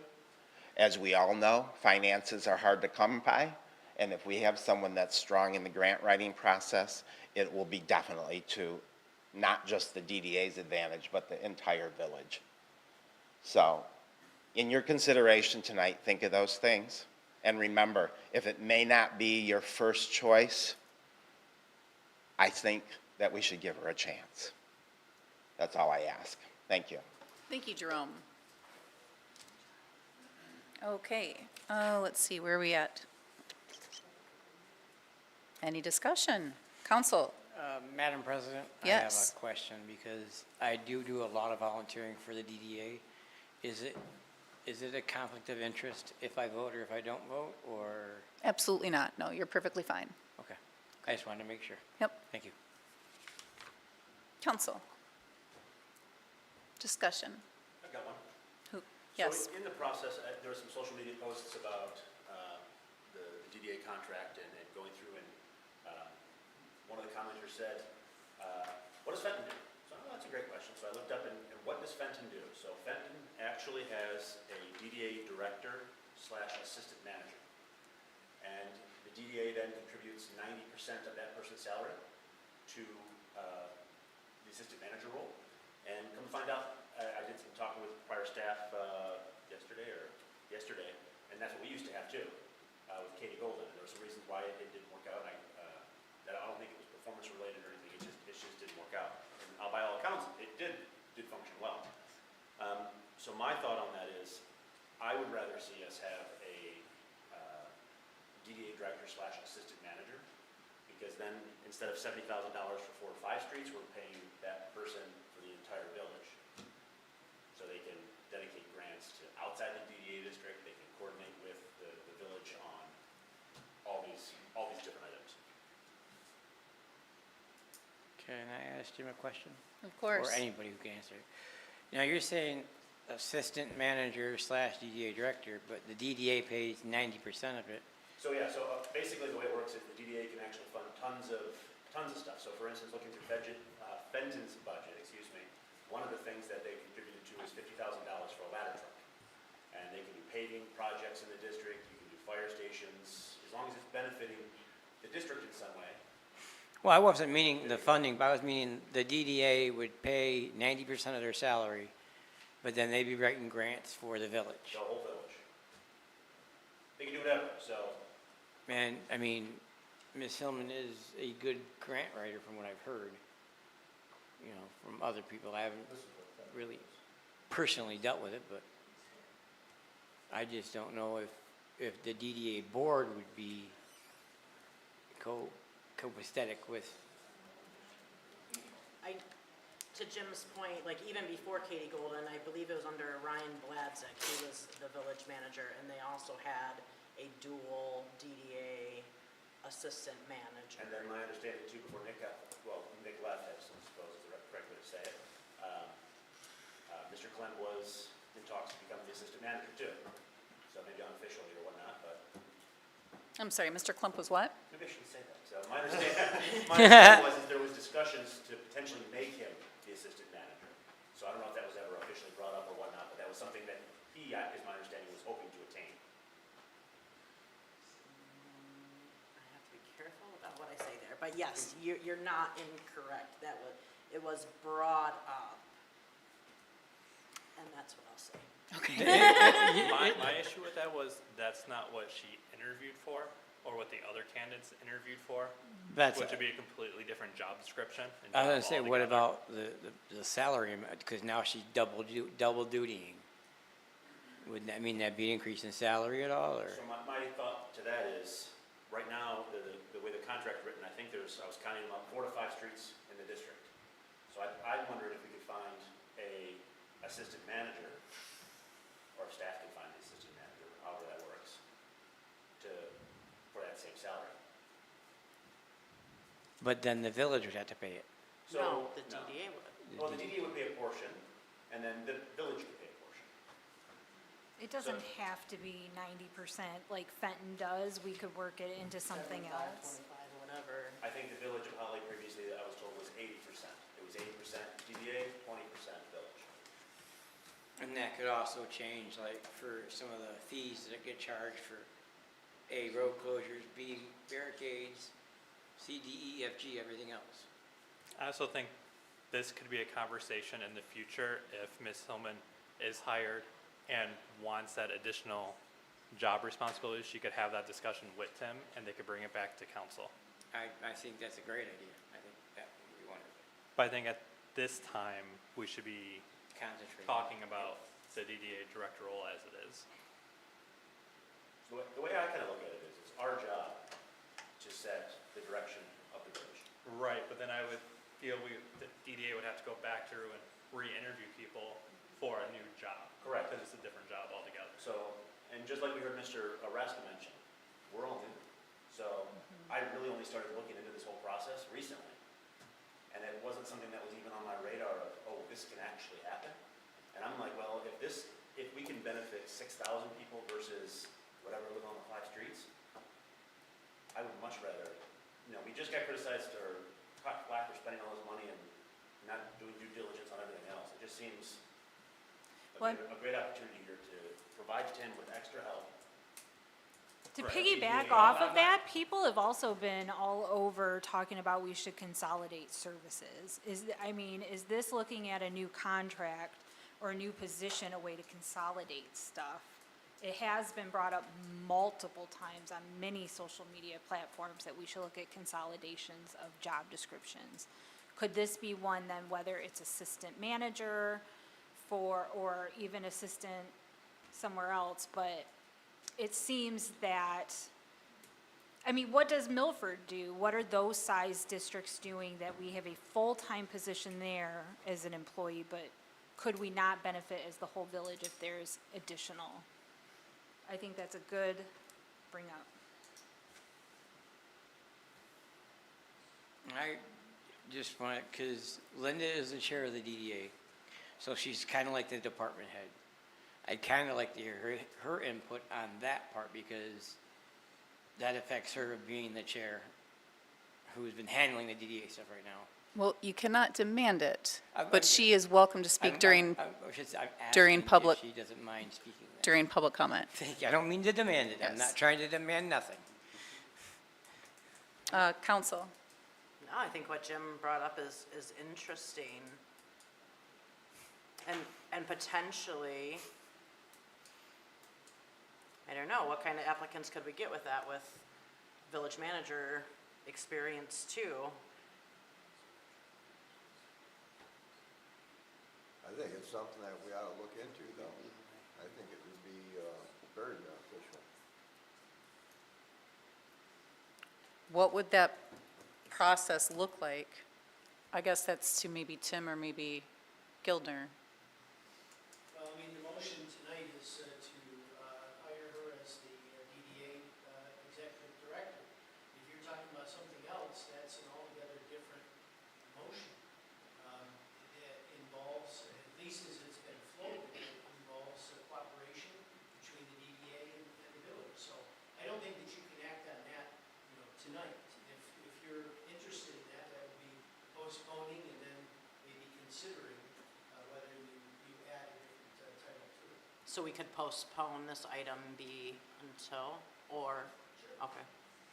Or could we hire her and then present that to her and see if she wants to do it or not?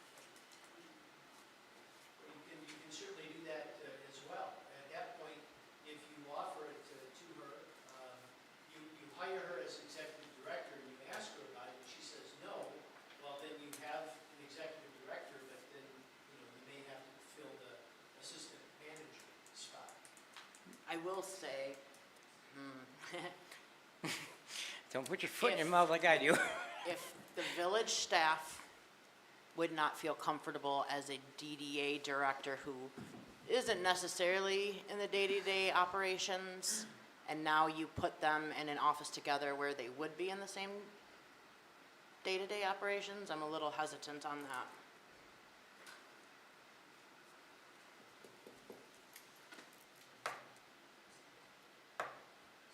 Back to the motion at hand.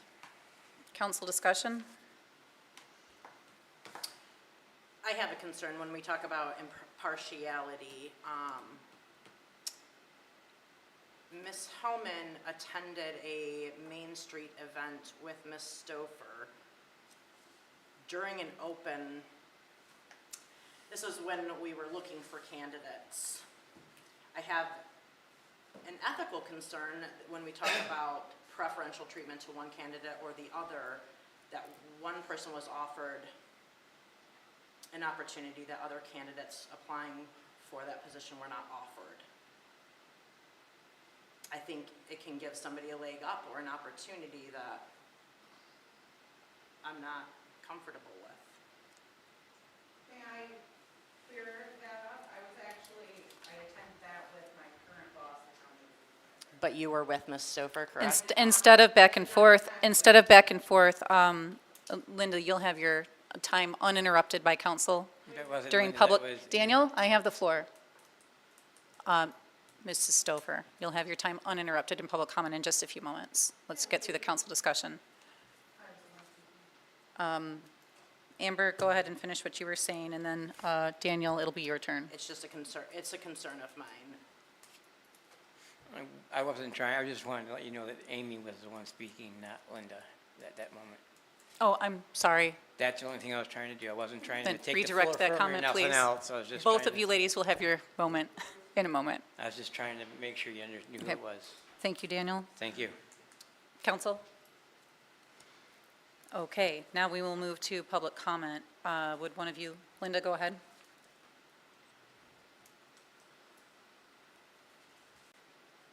So the DDA has the right by law to hire a director.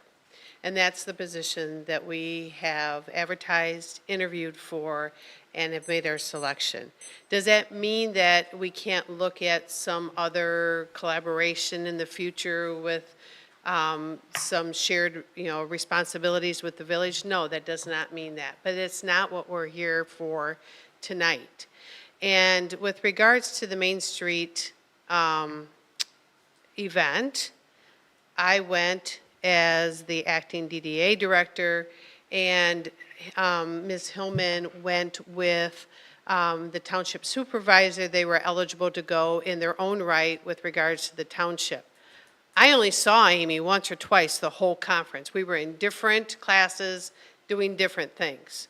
So there was no collaboration there, no talking about anything with regards to this job.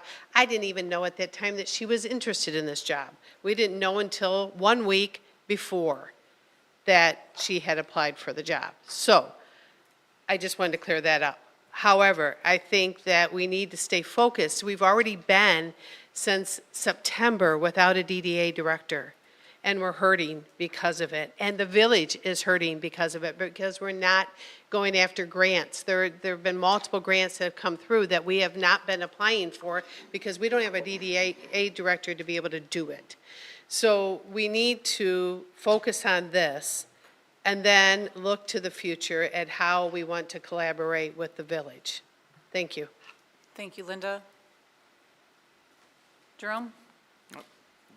See, you open this door and I'm going to keep talking now. Pandora's No, I'm just box. kidding. Jerome Raska, 106 Battle Alley. Just to clarify what Linda just said as well.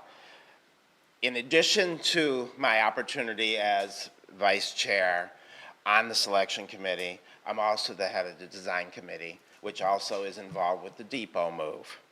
There are many substantial grants, or several, I should say, substantial grants with the depot that have been threatened, shall I say, because of the lack of a director. We cannot table this and make it drag out. However, I will say, I do agree with a partnership in the future. I think we should look into that. There's some merit there. But for today, we need to look at what we're potentially putting into jeopardy. And that's some of the grants we currently have in position. There is a large report that needs to be done quarterly. Currently, our interim director is doing it. I dare say that shortly, our interim director will no longer be available to us. I would like to know who's going to step up and do that. Someone needs to be knowledgeable in grants, because there's reports due or we're going to lose the grants. And for many of you, you may not even know, we already lost one grant. We had to send $5,000, which was half of a $10,000 grant we received generously. We had to refund it because we did not meet the deadlines. So I just want you to be aware that there's a lot of things that go on behind the scene in the DDA office that need to continue to go on and be proactive now, so that we're not putting ourselves behind the 8 ball or maybe even just losing opportunities moving forward. And I'm excited about the depot because I do think it's going to be moving soon, so that's great. So we just want to know that there's a lot going on, and we need a director. Public comment, Hillary. Hillary Allgaier, 121 Alley Street. So just a couple of things. I agree with all of the other comments, but I also wanted to just clarify that when the vote passed our board unanimously and we had our second meeting, the special meeting, again, it passed our board unanimously. So our board is in favor of moving forward with Ms. Hillman I personally have worked with her outside of the village and the township, and we do fundraisers for the veterans, and we are successful. And I believe that she is going to take everything to a whole new level. And I'm excited to work with her, and I'm really looking forward to our businesses that are hurting.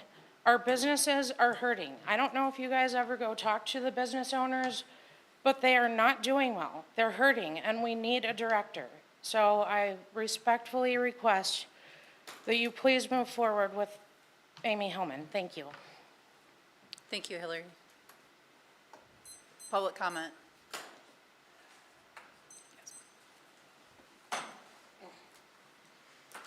Danny Rasberg, 7287 East Holly Road. I would also piggyback on what Jerome said about grant writing. The Village of Holly Parks Commission has put together a great plan for Ganshaw Park. None of it's going to happen without some grants. We need a grant writer.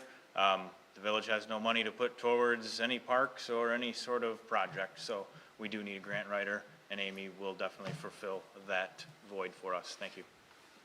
Thank you, Danny. Public comment? Hearing none? Seeing none? I do have one item. Pardon? I do have one item. What do you got? So, on my research, I was seeing if I think we had someone from the, I'm not sure if it was you last meeting, Tim, from Main Street that had mentioned that typically, boards typically just approve it. So I was like, well, I wonder if I can find any instances of a board not approving a contract. So last year, in December of 2024, Filer Township did vote down a DDA director's contract. So it's not completely unheard of. Can I get clarification too? Speaking on the grants, can our interim directors not write grants? Is that the issue? She's expensive. But she's already on board. She's per hour, is my understanding. It's quite expensive for her. Okay. It's like 16 hours a week or something like that. It's not much. Her contract's expired too. I believe she works 8 hours a week and she charges $150 an hour. Madam President? There's only so much stuff that she can give to the volunteer interns. Obviously not grant writing issues. Am I able to state one thing, other thing also? Yeah. All right.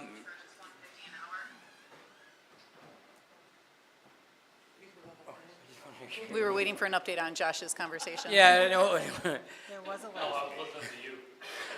Oh, I did volunteer for the Dickens Festival last year, and that was new to council, and things did happen, and unfortunately, I was asked by Amy, very professionally, very politely, to just step down from volunteering that year, for the Dickens Festival. She wasn't at all rude, made me feel any bit unappreciated or anything like that. She handled herself in a professional manner, and I, only speaking for myself, I don't see anything that could be, anybody who might not like her couldn't deal with her, for a couple of hours here and there. Because the hardest thing to do is fire a volunteer. Are we still up in public comment? No, I'm sorry, you missed it. Council, before we go to the roll, anything else? Last questions? Okay, clerk, please call the roll. Kyer, No. Wendell, Yes. Ryan, Yes. Cole, No. Weinbrenner, No. Koskela, No. Brandon. No, motion denied. At this time, I will entertain a motion to enter closed session to consider either the dismissal, suspension, disciplining of, or to hear complaints or charges brought against a public officer based on the named person requesting a closed hearing. Madam President, I wrote a letter to council dated June 25, 2025. I wrote it under the privilege as it relates to that. The Open Meetings Act also enables you to go into closed session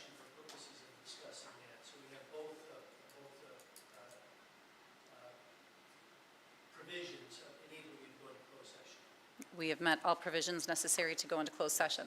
Thank you for that reiteration, Mr. Gildner, and that assurance. I think we needed that today. Do I have a first? Do I have a motion? I'll make the motion. Second. Motion by Ryan, second by Kyer. Roll call vote, please. Wendell, Yes. Ryan, Yes. Cole, Yes. Weinbrenner, Yes.